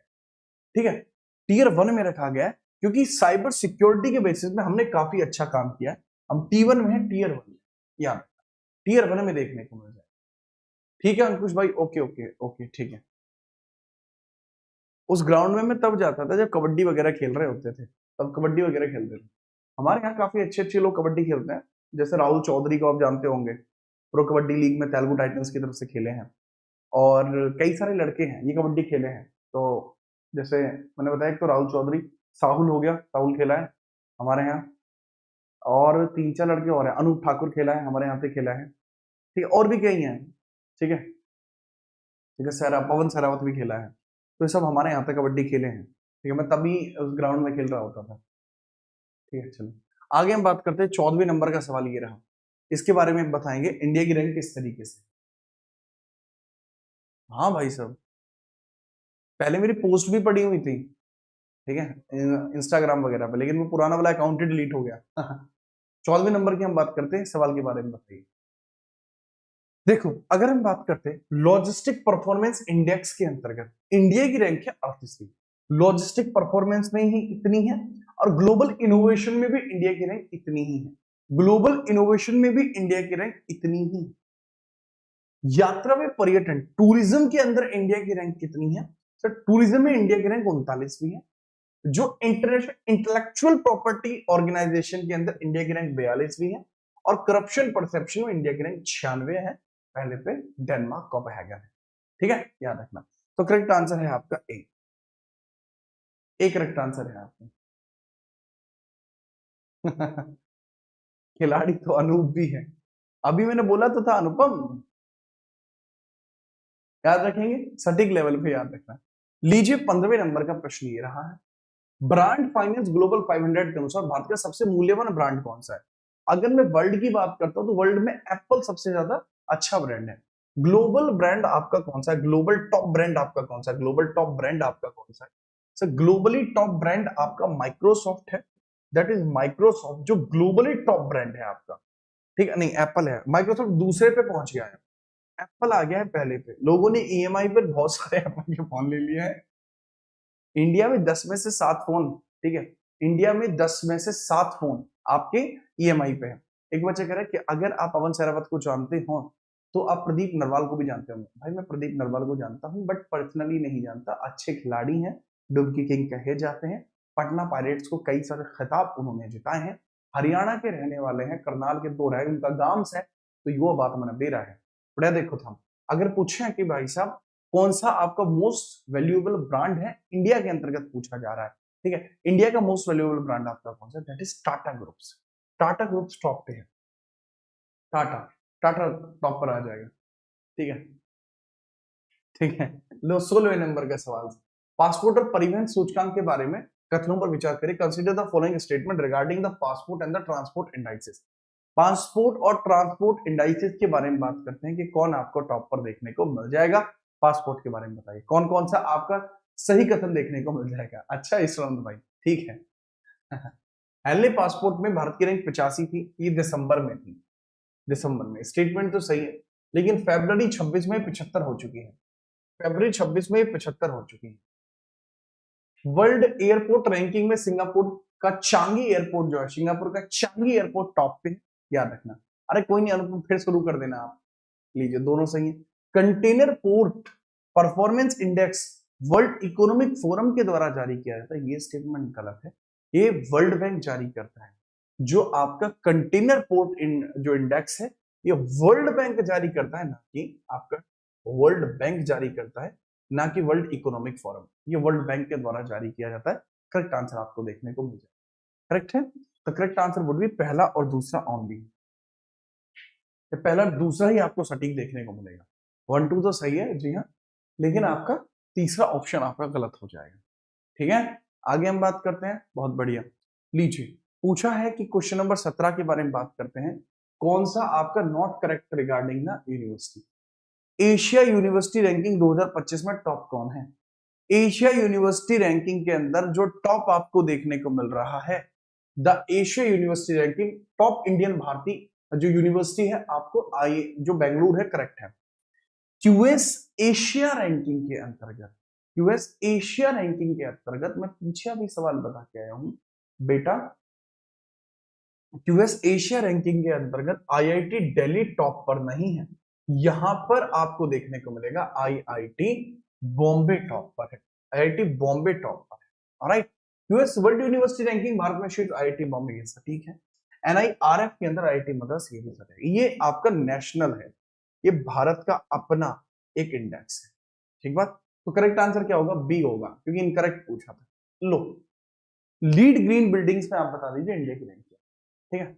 नहीं भाई ग्वालियर नहीं आया।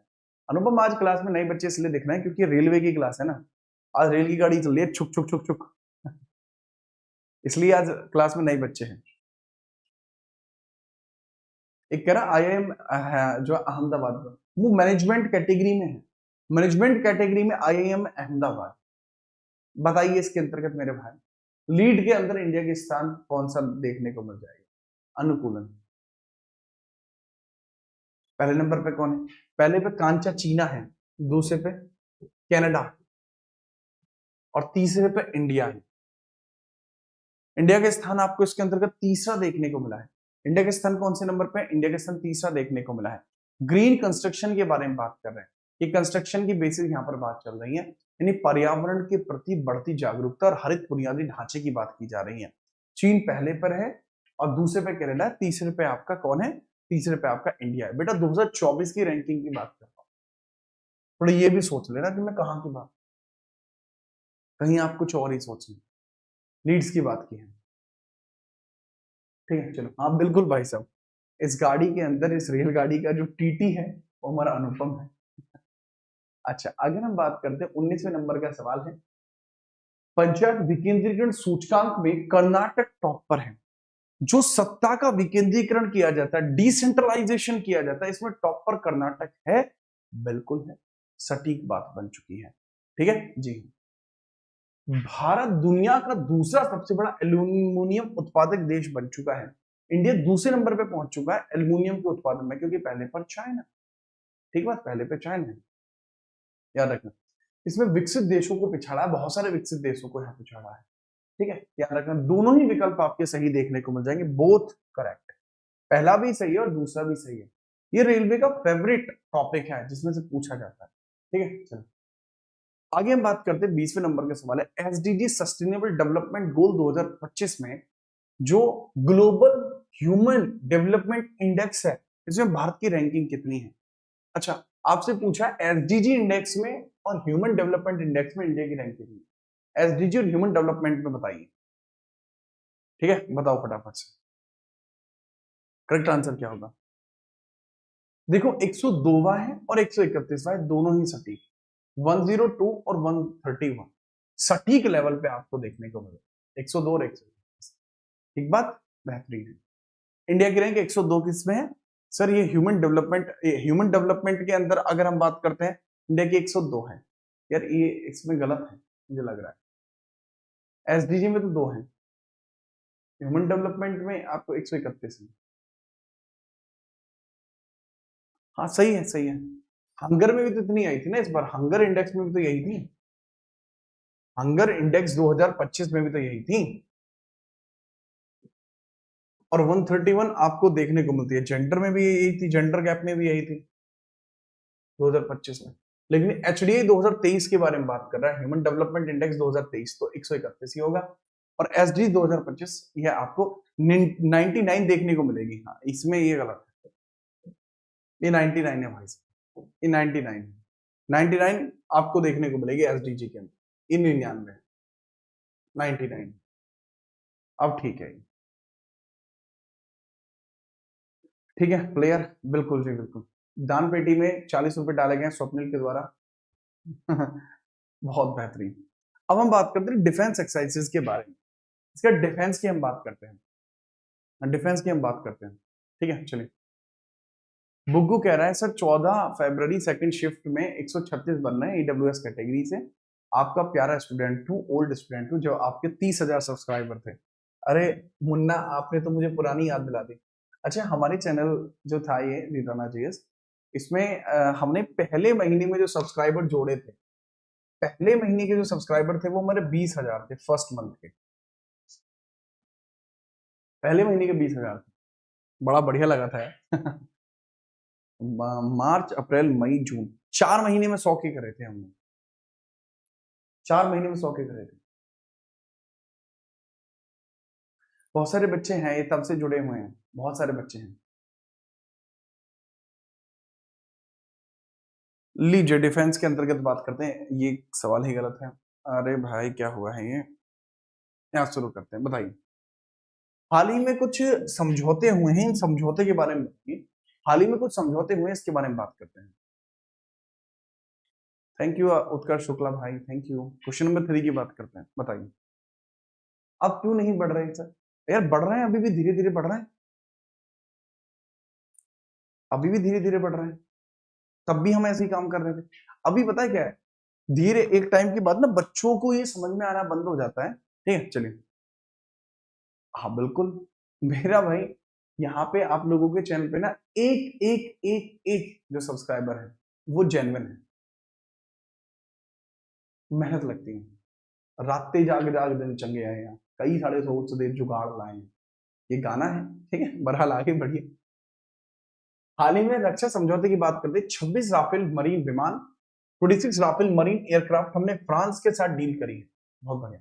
तो हमारी जो डील हुई है वो फ्रांस के साथ आपको देखने को मिलती है, इसके बारे में आप सीधे तौर पर याद रखेंगे। T-72 टैंकों के लिए 1000 हॉर्स पावर का इंजन हम ले रहे हैं रशिया से, ठीक है, ये भी सटीक है, याद रखना। कलवरी क्लास पनडुब्बी के लिए एआईपी प्लग्स जो आपके लिए हैं वो आपके मजगांव डॉक लिमिटेड से लिए गए हैं, तीनों की तीनों जोरदार हैं, ठीक है, तीनों के तीनों जोरदार आपके यहां पर स्टेटमेंट है। और यहां पर all of the above is correct, all are correct, 1 2 3 तीनों ही स्टेटमेंट यहां पर सटीक है, ठीक है, तीनों ही स्टेटमेंट यहां पर सटीक है, याद रखना। आगे हम बात करते हैं, अगला प्रश्न क्या रहेगा। चौथे नंबर का सवाल आपका ये रहा, पूछा है भारत ने K4 पनडुब्बी प्रक्षेपित बैलिस्टिक मिसाइल का सफल परीक्षण किया है, K4 पनडुब्बी प्रक्षेपित मिसाइल का सफल परीक्षण यहां पर किया है, इसके बारे में पूछ रहा है, क्या सही है क्या नहीं है बताइए।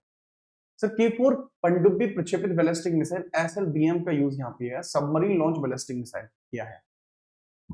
यह सफल परीक्षण स्वदेशी पनडुब्बी आईएनएस अरिहंत से किया गया है, ये भी स्टेटमेंट सही है, मतलब यहाँ पे स्टेटमेंट भी सही है, कथन भी सही है, उससे रिलेटेड जो कारण है वो भी सही है।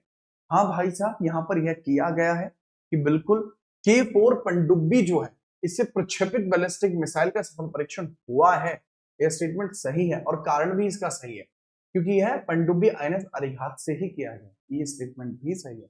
हाँ जी आईएनएस अरिहंत से ही हुआ है, ये परमाणु की क्षमता को चेक करता है, ठीक है। आईएनएस अरिहंत समुद्र में इसीलिए आपका लागू किया गया था, एक मील का पत्थर साबित हुआ है, ठीक है चलिए।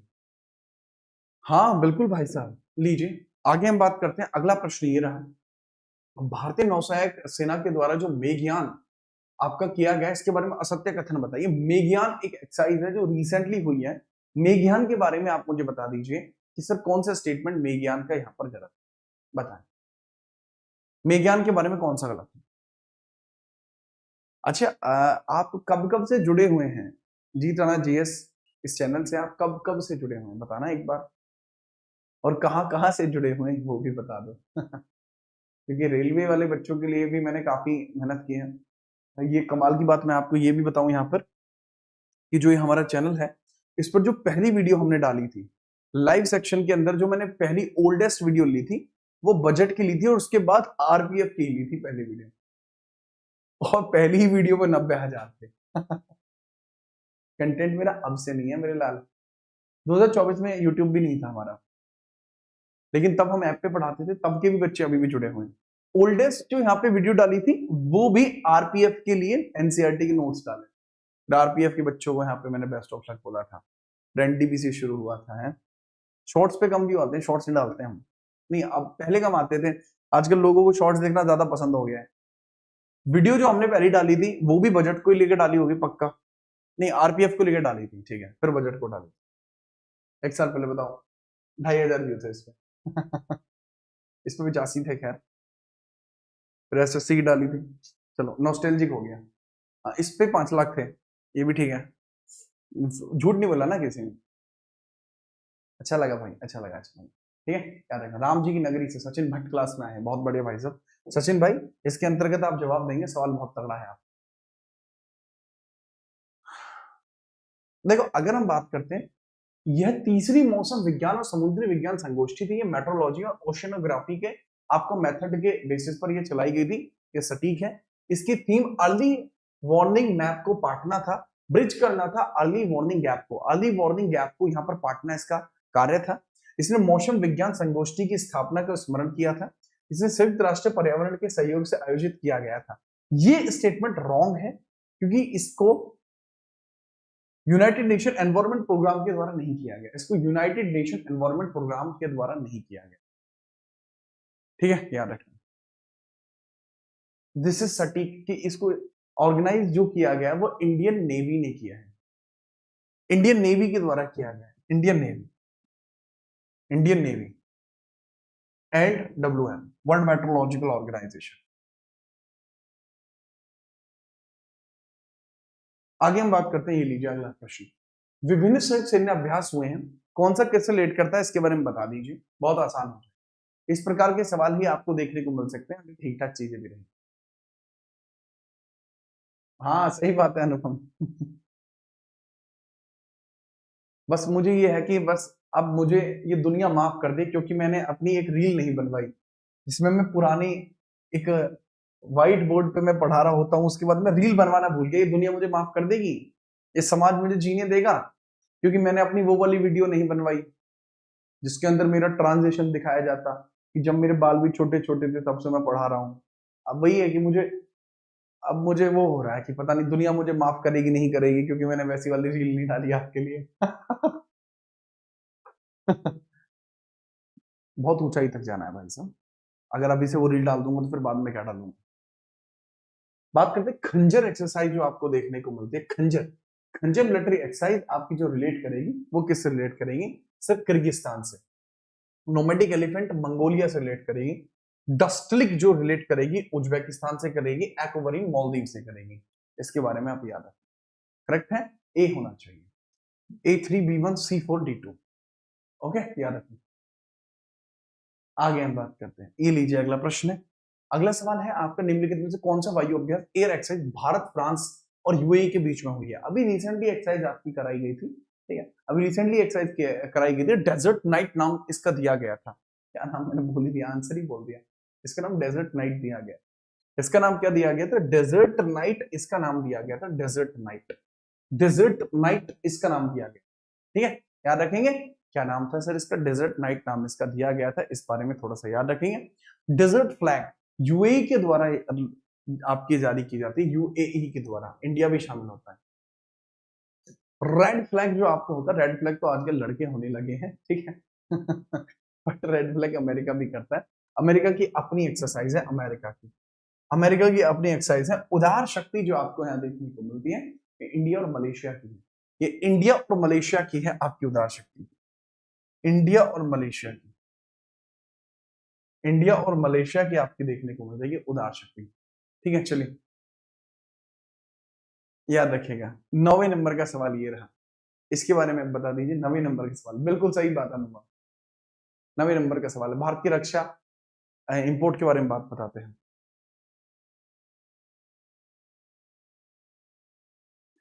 भाई साहब करंट अफेयर आपके इसी चैनल पे शुरू होगी सुबह सुबह की।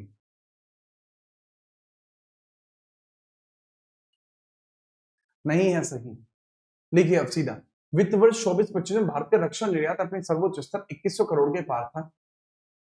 भारत ने स्वदेशी हथियार प्रणालियों की वियतनाम और अर्मेनिया जैसे देशों के साथ रक्षा निर्यात समझौते किए हैं। इंडिया ने यहाँ पर क्या काम किया है, ना केवल इंडिया ने भारत को हथियार इंपोर्ट कराए हैं, बल्कि इंडिया की तरफ से जो हथियार है वो एक्सपोर्ट भी हैं, एक्सपोर्ट भी हुए हैं। जैसे इंडिया ने वियतनाम को, अर्मेनिया को, इनके साथ रक्षा निर्यात भी किया है। हमारे इंडिया से इन कंट्रीज में, फिलीपींस जैसी कंट्रीज में जो मैटर है गई भी है। जैसे अर्मेनिया को पिनाका मिसाइल गई थी, अर्मेनिया को हमने पिनाका मिसाइल दी है, पिनाका, हमने कहा पिनाका मिसाइल है, ले जा बेटा तेज जा, ठीक बात याद रखना। वियतनाम के साथ हमने बहुत सारे नेवल चीजें दी हैं, तो वो चीज भी आपको देखने को मिलता है। दोनों स्टेटमेंट सही है और इसका एक्सप्लेनेशन भी अच्छा है, क्योंकि हमने पैसा इतना लगाया है ना। तो अब जब हम पैसा बहुत ज्यादा लगाते हैं तो उसके लिए हमें कुछ और भी करना पड़ेगा, ठीक है, याद रखना।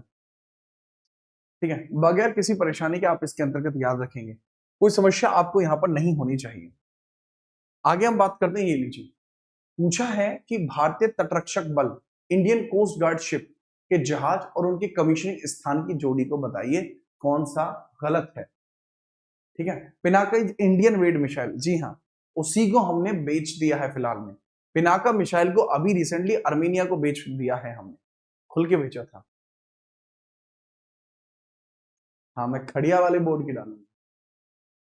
बताइए, भारतीय तटरक्षक बलों के बारे में पूछा जा रहा है, ठीक है, और 500 लाइक पर कंप्लीट हो जानी चाहिए।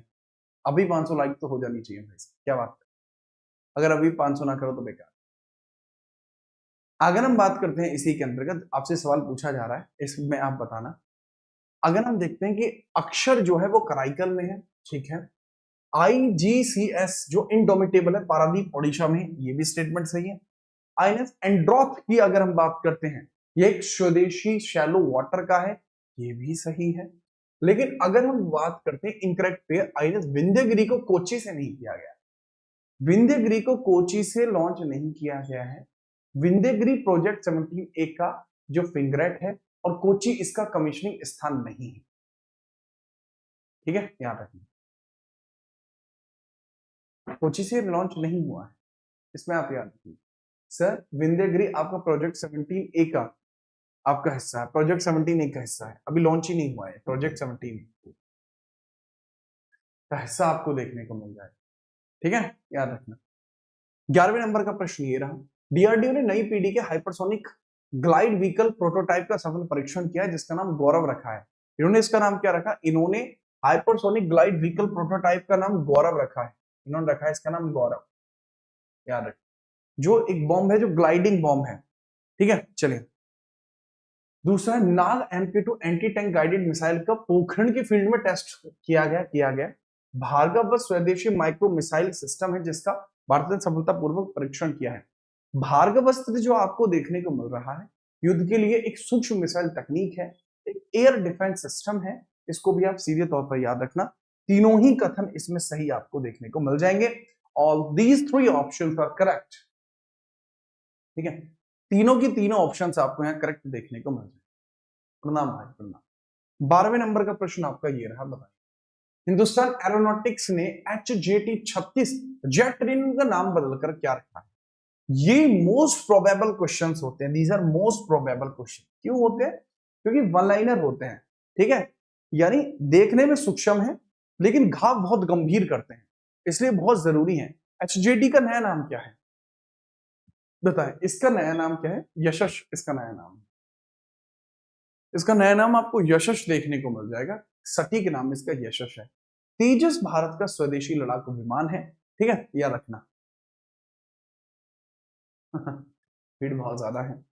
13वें नंबर का प्रश्न ये रहा, आपसे पूछा जा रहा है 13 नंबर के क्वेश्चंस के बारे में, आप बता दिए 13वें नंबर का प्रश्न आपका कौन सा होगा। ठीक है, याद रखना।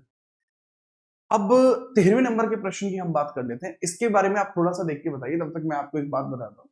ट्रेन से मुझे एक बात याद आई, आप एनटीपीसी में लगेंगे, ट्रेन में सफर आपका लगा रहेगा, आपके परिवार वालों के लिए ट्रेन का सफर भी फ्री रहेगा। मैंने अपने जीवन काल में ट्रेन में जो सफर किया है वो दो मतलब अब तक एक ही बार किया है। ठीक है, याद रखना। जो थोड़ा बड़ा सफर किया है, मैं ट्रेन में एक या दो बार ही बैठा हूँ। ट्रेन में मैं बैठा हूँ 2 बार, हाँ मतलब 3 बार एग्जैक्टली, 3 बार। ठीक है, छोटी छोटी दूरी के लिए नहीं, थोड़ी बड़ी दूरी के लिए मैं 3 ही बार बैठा हूँ। एक बार तो बैठा था मैं चेन्नई जाने के लिए, एक बार चेन्नई से आने के लिए, जब मैं छोटा था, 6-7 साल का होऊंगा।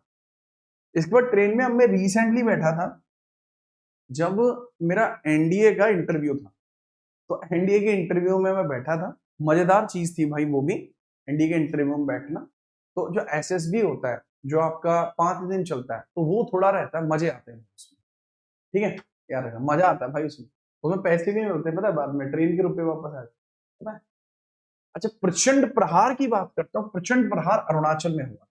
अब पूछा जा सकता है आपसे कि प्रचंड प्रहार जो आपको देखने को मिलता है, चीन सीमा के निकट हमने प्रचंड प्रहार पे काम किया था, और इंडिया की तीनों ही जो आर्मी है वो यहाँ पर शामिल होती है। ठीक है, इंडिया की तीनों ही आर्मी यहाँ पर शामिल होती है, इसके अंतर्गत याद रखिएगा। ठीक है, काजिंद की हम बात करते हैं। काजिंद जो आपको देखने को मिलता है, काजिंद, ये सर काजिंद का हिसाब किताब कैसे रहा है? इंडिया के साथ और कजाकिस्तान के साथ हुआ था ओडी में। ओडी बात कर रहा है भाई साहब, ये तो पर्वत प्रहार जो आपको देखने को मिलता है, ये लद्दाख में हुआ था। पर्वत प्रहार किस किस के बीच में हुआ, ये भी आपसे पूछ सकता है।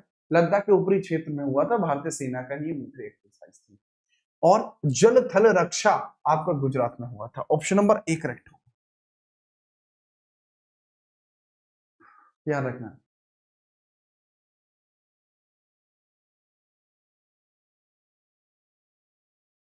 ठीक है, चलिए।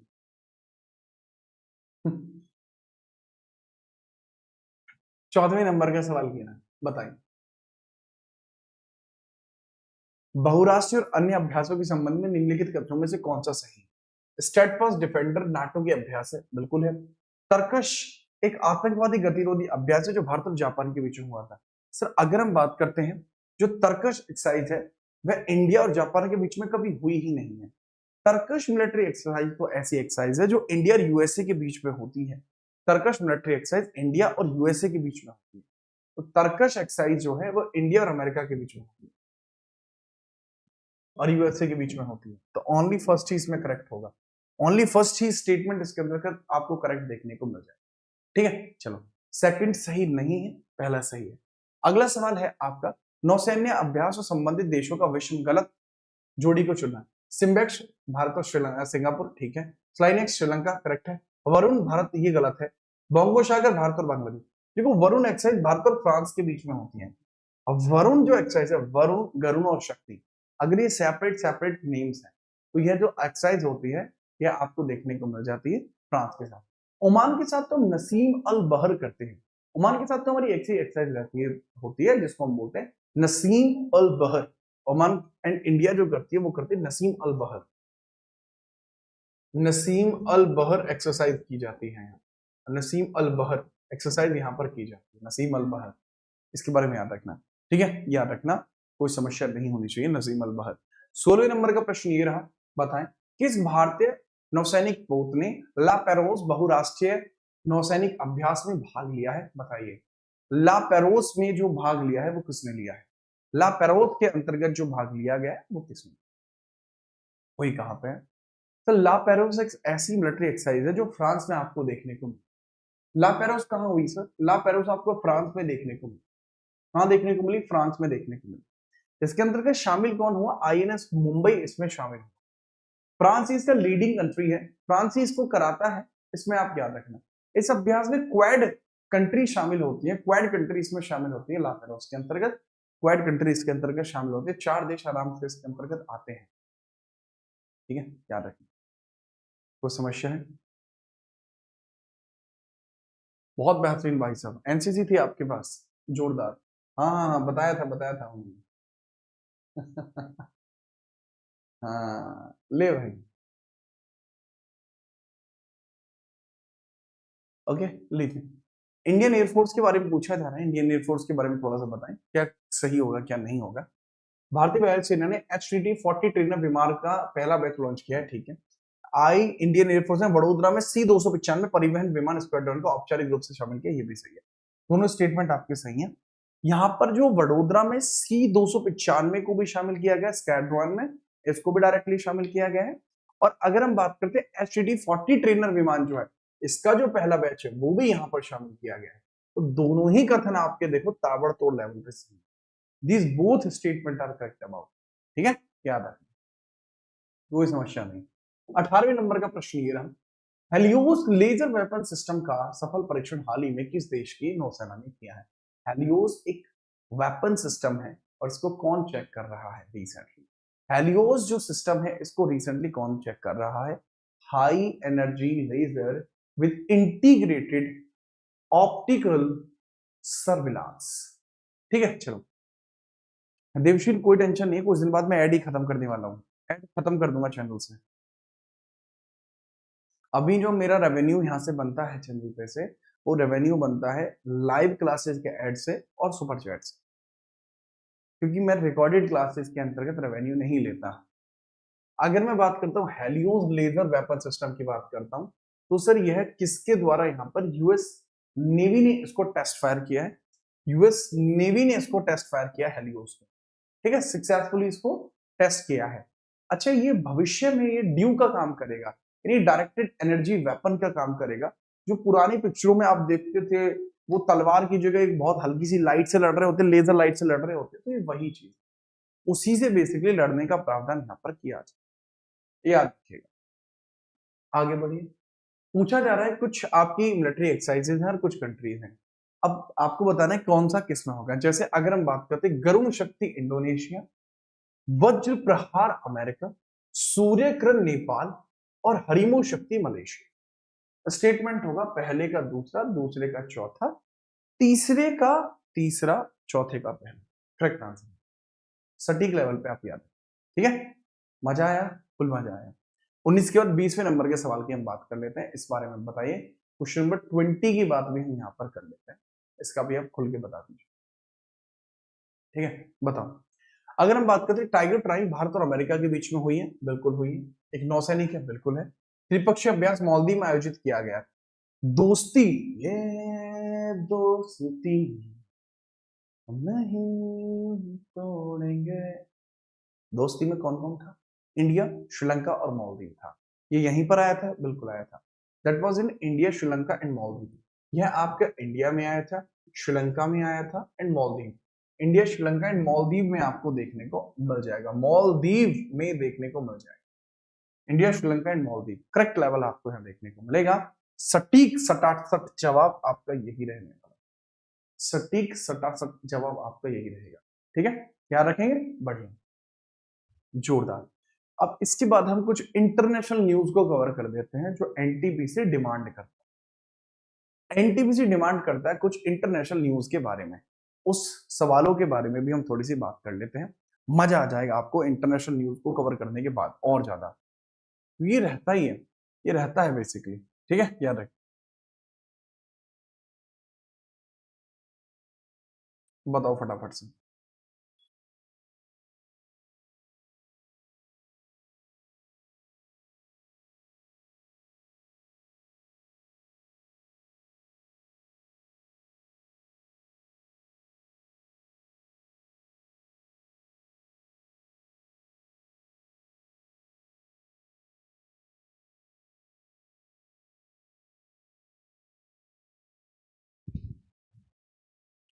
चलो ठीक, इंटरनेशनल जो आपकी न्यूज है, इन न्यूज को कवर करते हैं थोड़े से। इंटरनेशनल न्यूज को अपन कवर करते हुए चलो, मजा नहीं लाइक, राइट। चलो अच्छे सवाल आएंगे इंटरनेशनल में, ठीक है। पहले ही अंतरराष्ट्रीय शिखर सम्मेलन लो, फिर 20वां G20 शिखर सम्मेलन कहां पे हुआ है। 20वां G20 शिखर सम्मेलन 2025 आपको कहां देखने को मिलेगा, पहला इस बार समिट का क्वेश्चन पहला ही पूछ लिया, मतलब ये फेवरेट टॉपिक है। जो जो एनटीपीसी के फेवरेट टॉपिक है सिर्फ वही पूछ रहा हूं, घूमती गेम चले। सर G20 शिखर सम्मेलन आपको जोहान्सबर्ग में देखने को मिला, अगर हम बात करते हैं बिम्स्टेक, जो आपको जो देखने को मिला बैंकॉक में देखने को मिला बिम्स्टेक। यूएनजीसी का 28वां सेशन न्यूयॉर्क में है। COP30 क्लाइमेट सेशन कॉन्फ्रेंस आपका कहां देखने को मिला है? से बेलेम ब्राजील में है। ऑप्शन नंबर 1 करेक्ट होगा। मजा आ गया भाई से, एकदम सटीक मजा। पहला ही ऑप्शन आपको यहां देखने को मिल रहा है। अच्छे अच्छे लेवल के सवाल आपके यहां पर आ रहे हैं। जोहानिसबर्ग में आपको देखने को मिला है, जो जो सवाल थे सटीक आपके लेवल पे यहां देखने को मिले। ठीक बात है, कोई समस्या तो नहीं है, कोई दिक्कत तो नहीं है? नहीं। आगे कहां कहां होने वो भी होंगे। अंतरराष्ट्रीय संगठनों के संबंध में विचार करिए। तिमोर लेस्ते आसियान का 11वां सदस्य बना। क्या तिमोर लेस्ते ऐसा है जो 11वां सदस्य बना है? सर सटासट स्टेटमेंट सही है, जी हाँ, तिमोर लेस्ते एशियान का 11वां सदस्य बना है। यह सटीक जवाब है, यह बिल्कुल सही है। ठीक है, याद रखना। दूसरा है नाइजीरिया आधिकारिक तौर पर ब्रिक्स का पूर्ण सदस्य बन गया। अरे क्या पागलपन है। अरे इंडोनेशिया है जो लेटेस्टली ब्रिक्स का मेंबर बना है। नाइजीरिया तो दूर दूर तक भी नहीं है। तिमोर लेस्टे का स्टेटमेंट सही है, बट नाइजीरिया शामिल ही नहीं हुआ। ठीक है, याद रखना। इंडोनेशिया रिसेंट में शामिल हुआ है। ओके, कोई समस्या है? नहीं सर, कोई समस्या नहीं। आगे हम बात करते हैं। ये लीजिए अगला सवाल, ये रहा। ये खेल खराब हो गया इसका, आप बता दीजिए कि भाई साहब बताइए, हाल ही में नियुक्त राष्ट्राध्यक्ष के संदर्भ में गलत जोड़ी को चुनिए। मतलब कुछ अपॉइंटमेंट यहाँ पर हुई है, इसमें से गलत जोड़ी आपको चुननी है कि कौन सी आपकी जो जोड़ी है वो गलत है। बताइए गलत कौन सी है? सर क्लाउडिया शेनबाउम मैक्सिको की पहली महिला राष्ट्रपति है।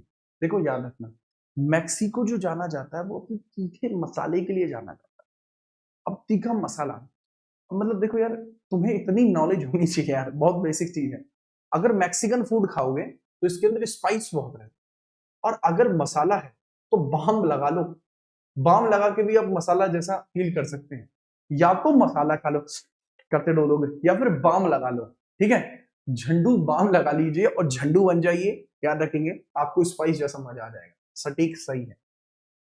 जूडिथ सुमिनिवाका, ये कॉन्गो की है। फिर यह आपकी कॉन्गो की पहली महिला बनी है। जी हाँ sir, Dominic republic of Congo के अंदर आपकी तुलुका सुमिनवा आपको देखने को मिलेगी। तुलुका सुमिनवा आपको देखने को मिलेगी कॉन्गो में। नटुम्बो नदी नतीदहा, ये नामीबिया की है, बिल्कुल है। याद रखने का तरीका N N N N. Namibia में 3 एन आपको देखने को मिल जाएंगे। कैथरीन कोनॉली आयरलैंड की पहली महिला प्रधानमंत्री है, ये गलत। कैथरीन नहीं है यहां पर, कैथरीन नहीं है। साइमन हैरिस यहां पर प्रधानमंत्री हैं। कौन है? Simon Harris. ये स्टेटमेंट गलत है। साइमन हैरिस आपको देखने को मिल रही हैं, साइमन हैरिस आपको देखने को मिल जाएंगी, जो वर्तमान में आयरलैंड की पहली महिला प्रधानमंत्री बनी है। ठीक है, चलो अब डी गलत है। अगला सवाल पूछा गया है, कौन सा कथन सत्य है? भारत के द्विपक्षीय संबंधों के बारे में कौन सा कथन सत्य है? देखो मेजरली कथन आपका गलत है, बट इसमें से कोई एक कथन सत्य भी है। बात कर लेते हैं। भारत और फ्रांस में 26 में डबल ईयर के रूप में बात खत्म हुई, यहीं खत्म हुई। जो भारत के अंदर अभी रिसेंटली फ्रांस के जो अपने जो है इमैनुअल मैक्रोन है वो आए, उन्होंने सीधे तौर पर भारत को डबल ईयर के रूप में मनाने की घोषणा कर दी। उन्होंने कहा है कि इंडिया को हम इस बार डबल ईयर घोषित करेंगे। इसका उद्देश्य है सांस्कृतिक और व्यापारिक चीजों को यहाँ पर बढ़ाएंगे, और इसी वजह से फ्रांस ने रिसेंटली अनाउंस किया है कि वहां पर भी यूपीआई पूर्णतः लागू होगा। ठीक है, याद रखना। दूसरा है, भारत और जापान ने नागरिक परमाणु ऊर्जा में सहयोग बढ़ाने हेतु कोई समझौता किया? बिल्कुल नहीं किया। भारत और जापान के बीच में इस प्रकार का कोई भी समझौता नहीं हुआ है, इसके बारे में याद रखना। ठीक है, याद रखना।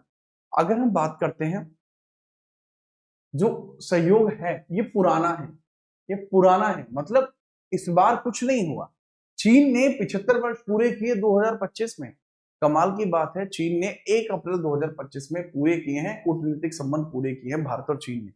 अगर हम बात करते हैं, भारत और चीन कूटनीतिक संबंधों को 75 वर्ष 1 अप्रैल में पूरे कर रहा है। जी हाँ, कर तो रहा है। ये स्टेटमेंट भी सही है, वैसे इसको भी देख लेना, ये स्टेटमेंट भी सही है। ये बेटा ये स्टेटमेंट भी सही है।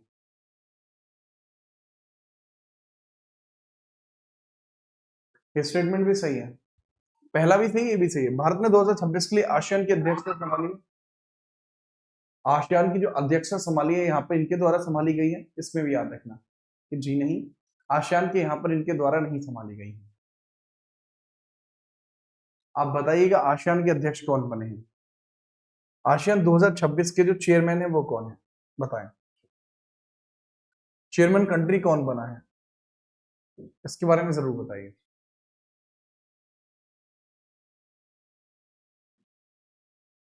अरे सही पूछा, मैं बताता रहा हूं, बट ये भी तो सही है भाई, ठीक है, याद रखना। लेकिन डुअल रिलेशन के बारे में ये भी सही है, ये भी सही है। अब मैंने प्रेफरेंस दे दिया उसको शुरुआत में, ये भी समझिए। अरे भाई साहब, ये इसी वजह से तो मैंने बताया एशिया। अरे बिम्स्टेक है थाईलैंड, दिमाग लगा ले।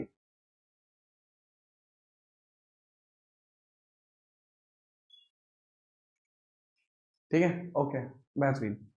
ए और सी दोनों ही सही हैं। आगे बढ़िए, छठवां। विज्ञान और प्रौद्योगिकी की वैश्विक पहलों के संबंध में सूची एक को सूची दो से सम्मिलित करें। पहला, कृत्रिम बुद्धि एआई गवर्नेंस फ्रेमवर्क आपका किससे रिलेट करेगा? मतलब पहला एआई गवर्नमेंट फ्रेमवर्क आपको कहां देखने को मिलेगा? फिलीपीनीज, बेहतरीन। इसके बारे में आप बताएं, क्वेश्चन नंबर 6 के बारे में। क्वेश्चन नंबर 6 के बारे में आप बताएं, करेक्ट आंसर आपको क्या देखने को मिलेगा?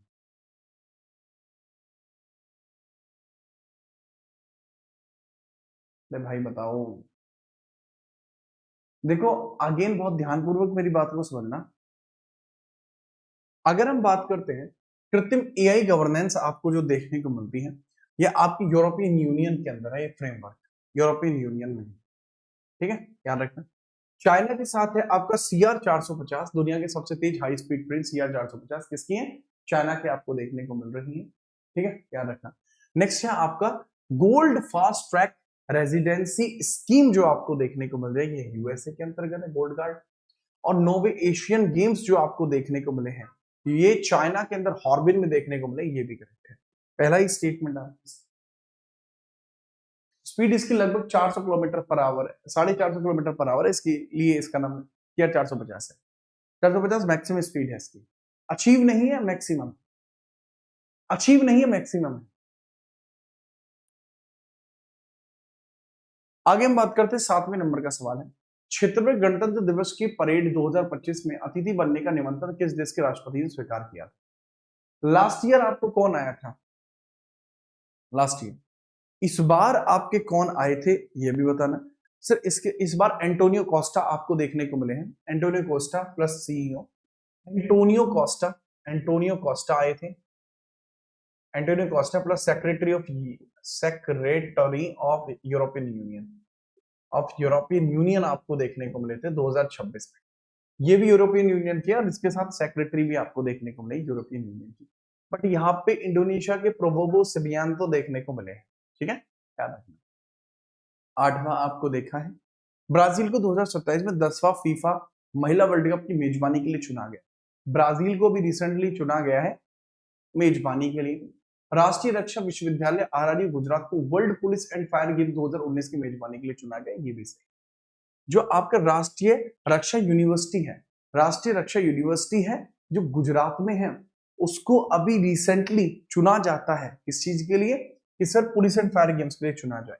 सर उर्सा एंटोनियो, देखो उर्सुला एंटोनियो ही इनका नाम है, सेक्रेटरी का नाम ही उर्सुला एंटोनियो है, उर्सुला एंटोनियो कोस्टा पूरा नाम है उनका, ठीक है, मैंने एंटोनियो कोस्टा बता दिया, उर्सुला एंटोनियो कोस्टा पूरा नाम। देखो ये दोनों ही स्टेटमेंट सही है। अगला सवाल ये रहा, सुरक्षा रणनीतिक कदमों के संबंध में कौन सी घटना भारत के द्वारा हाल ही में नहीं की गई? मतलब ऐसा कौन सा स्टेटमेंट है जो रिसेंटली आपको देखने को नहीं हुआ? तजाकिस्तान ने आईनी एयरवेज से अपने सैन्य कर्मियों को वापस बुला लिया, withdrawing its military personnel from Tajikistan Ayni base. बहुत बढ़िया। सुरक्षा चिंताओं को लेकर तजाकिस्तान से इंडिया ने अपने कर्मियों को वापस बुला लिया। इंडिया ने तजाकिस्तान के आयनी एयरवेज में जो इंडियंस थे उनको वापस बुलाया, ये सही है। पाकिस्तानी नागरिकों के लिए सभी वीजा सेवा तत्काल प्रभाव से निलंबित हुई।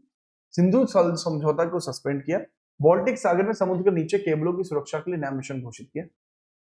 भाई साहब हमने सिंधु जल समझौता को खत्म नहीं किया है, सिंधु जल समझौता को हमारे द्वारा खत्म नहीं किया है, इसके प्रावधानों पर पुनर्विचार किया जा रहा है, लेकिन हमने इसको खत्म नहीं किया। हमने कहा है कि हम इसके ऊपर पुनर्विचार करें। ठीक है, चलिए ठीक है। नेक्स्ट है 10वें नंबर का प्रश्न ये रहा, बताएं कथन ए और कथन आर क्यों पढ़े और उसके बारे में बताना। संयुक्त राज्य अमेरिका ने 2 अप्रैल 2025 से भारत और चीन पर प्रतिशोधात्मक रेसिप्रोकल शुल्क लगाने की घोषणा करी है। अमेरिका ने कहा कि हम रेसिप्रोकल शुल्क यहाँ पर लगा देंगे। क्या ये सटीक है? जी, अगर हम बात करते हैं ये स्टेटमेंट बिल्कुल सटीक है। भारत वैश्विक स्तर पर चाय निर्यात में पहले स्थान पर पहुंच गया। देखो यार, बहुत ही ऑब्वियस सी बात है, अगर हम देखते हैं इसका तो कोई दूर दूर तक लेना देना ही नहीं है ना, कि भारत चाय में पहले स्थान पर पहली बात तो पहुंचा नहीं है। राइट, भारत पहले स्थान पे अभी तो पहुंचा नहीं है। केन्या अभी भी टॉप पे है। Right, India is not at top, Kenya is eight top, क्योंकि हम कंज्यूमर भी बहुत बड़े हैं। तो इसमें कथन ए सही है लेकिन आर गलत है। ये सवाल का जवाब बिल्कुल सही है। A is true but R is false. A is true but R is false, ये आपको इस तरीके से देखने को मिलेगा। A is true but R is false इसमें देखने को मिल जाएगा। सटीक जवाब है ये भी। अगला प्रश्न ये रहा, यूनेस्को ने वैश्विक संस्कृति के संदर्भ में निम्नलिखित कथनों पर विचार करिए। यूनेस्को के अंतर्गत है, यूनेस्को के कुछ कथन है, इसके बारे में विचार करना है। बताइए, दीपावली को यूनेस्को की अमूर्त सूची में शामिल किया गया, क्या सच है? दीपावली को यूनेस्को की इंटेंजिबल सूची में शामिल किया गया है, क्या ये सही है? दूसरा, लखनऊ को यूनेस्को की क्रिएटिव सिटी ऑफ गैस्ट्रोनॉमी में घोषित किया गया है। देखो, अगर हम बात करते हैं जो आपकी दीपावली है इसको यूनेस्को की इंटेंजिबल साइट में शामिल नहीं किया। नहीं नहीं नहीं, पूछा है कौन सा सही है। ये तो सही है, क्रिएटिव सिटी ऑफ गैस्ट्रोनॉमी में लखनऊ तो आया है, लेकिन कल्चरल हेरिटेज साइट में दिवाली कब से आया? मुझे ये समझ में कि दिवाली कब आया।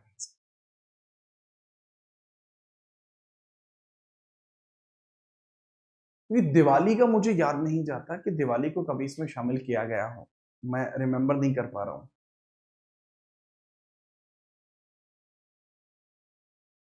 बहुत बढ़िया, बहुत बढ़िया।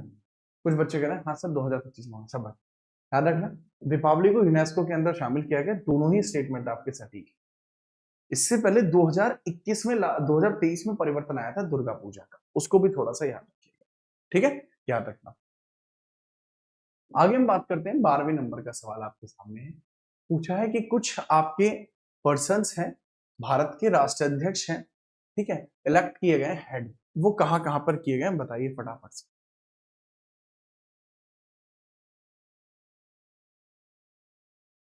अगर हम बात करते हैं अनुराग कुमार दिशा नायके, ये श्रीलंका में आपको देखने को मिल जाएंगे। मसूद पेस्कन आपके ईरान में है। डूमा डूमा डूमा बोको आपको देखने को मिल जाएंगे बोत्सवाना में। ठीक है, और जस्ट साइलेंट रामफोसा आपको देखने को मिल जाएंगे साउथ अफ्रीका में। ये पर्सन है जो यहाँ पर रिसेंटली यहाँ के अध्यक्ष बने हैं। ठीक है, याद रखना, राष्ट्रपति चुने गए हैं, दिशा नायके राष्ट्रपति चुने गए हैं। बाकी अगर हम बात करते हैं सारे के सारे राष्ट्रपति हैं। हाँ, डूमा बोको पीएम है, बाकी सभी राष्ट्रपति। इसका सही सवाल का जवाब होगा 41-23। अगला प्रश्न ये रहा, बताइए नाइजर ने हाल ही में किस बीमारी को समाप्त करके अफ्रीका का पहला देश बनने का गौरव प्राप्त किया? कि भाई नाइजर ने रिसेंटली क्या खत्म कर दिया है, बताइए। नाइजर ने रिसेंटली क्या खत्म कर दिया है, इसके बारे में बताएं। सर, ऑनकोसाइसिस, नदी अंधापन, ऑनकोसाइसिस आपके खत्म कर दिया गया है। आंखों के अंतर्गत अंधापन आता है, इसको ऑनकोसाइसिस कहा जाता है। ठीक है, यह अभी रिसेंटली पूरी तरीके से नाइजर ने इसको मुक्त कर दिया है और डब्ल्यूएचओ ने इस बात की घोषणा करी है। डिक्लेयर भी डब्ल्यूएचओ ही करता है। अगला सवाल 14वें नंबर का है। भारत ने हाल ही में किस देश के मार्सेलेस शहर में एक नए भारतीय वाणिज्यिक दूतावास का उद्घाटन किया है? एक नया दूतावास अभी रिसेंटली कहां पर खोला गया है बताइए। सर, यह खोला गया है आपका फ्रांस के अंतर्गत। फ्रांस में ये नया दूतावास खोला गया है। इस देश के अंतर्गत वाणिज्यिक दूतावास का उद्घाटन किया गया, फ्रांस में नए वाणिज्यिक दूतावास का उद्घाटन किया गया। ठीक है, इसमें भी सीधे तौर पर आप याद रखना। फ्रांस के अंतर्गत ये उद्घाटन हुआ है। कोई समस्या है? नहीं सर, कोई भी समस्या नहीं है। ठीक है, ये क्वेश्चन भाई सेल्फ मेड है, हम खुद बनाते हैं क्वेश्चन। हम बाकियों की तरह ऐसा नहीं करते, क्वेश्चन इधर उधर से छापा छापा नहीं करते। We made questions by self. देखो भाई, अभी रिसेंटली अगर आप एनसीआर क्षेत्र में रहते हैं तो मौसम खराब हो चुका है। मैं तुम्हें बारिश की आवाज सुनवाता हूँ, रुको, अगर आ रही है तो।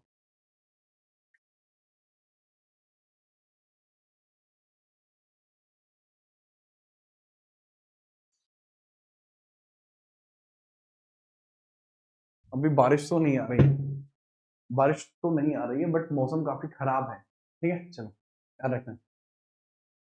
नहीं, एआई से नहीं बना रहे भाई साहब, टाइप करके क्वेश्चन बन रहे हैं सारे। ठीक है, मौसम खराब है, बाहर अगर कुछ पड़ा है तो उठा लेना भाई साहब। 15वें नंबर का सवाल है, छठवां बिम्स्टेक शिखर सम्मेलन के बारे में आप बताइए कि है इसके रिलेट में कौन कौन सा क्वेश्चन आपको देखने को मिल रहा है, बताओ। मौसम बहुत ठंडा हो रहा है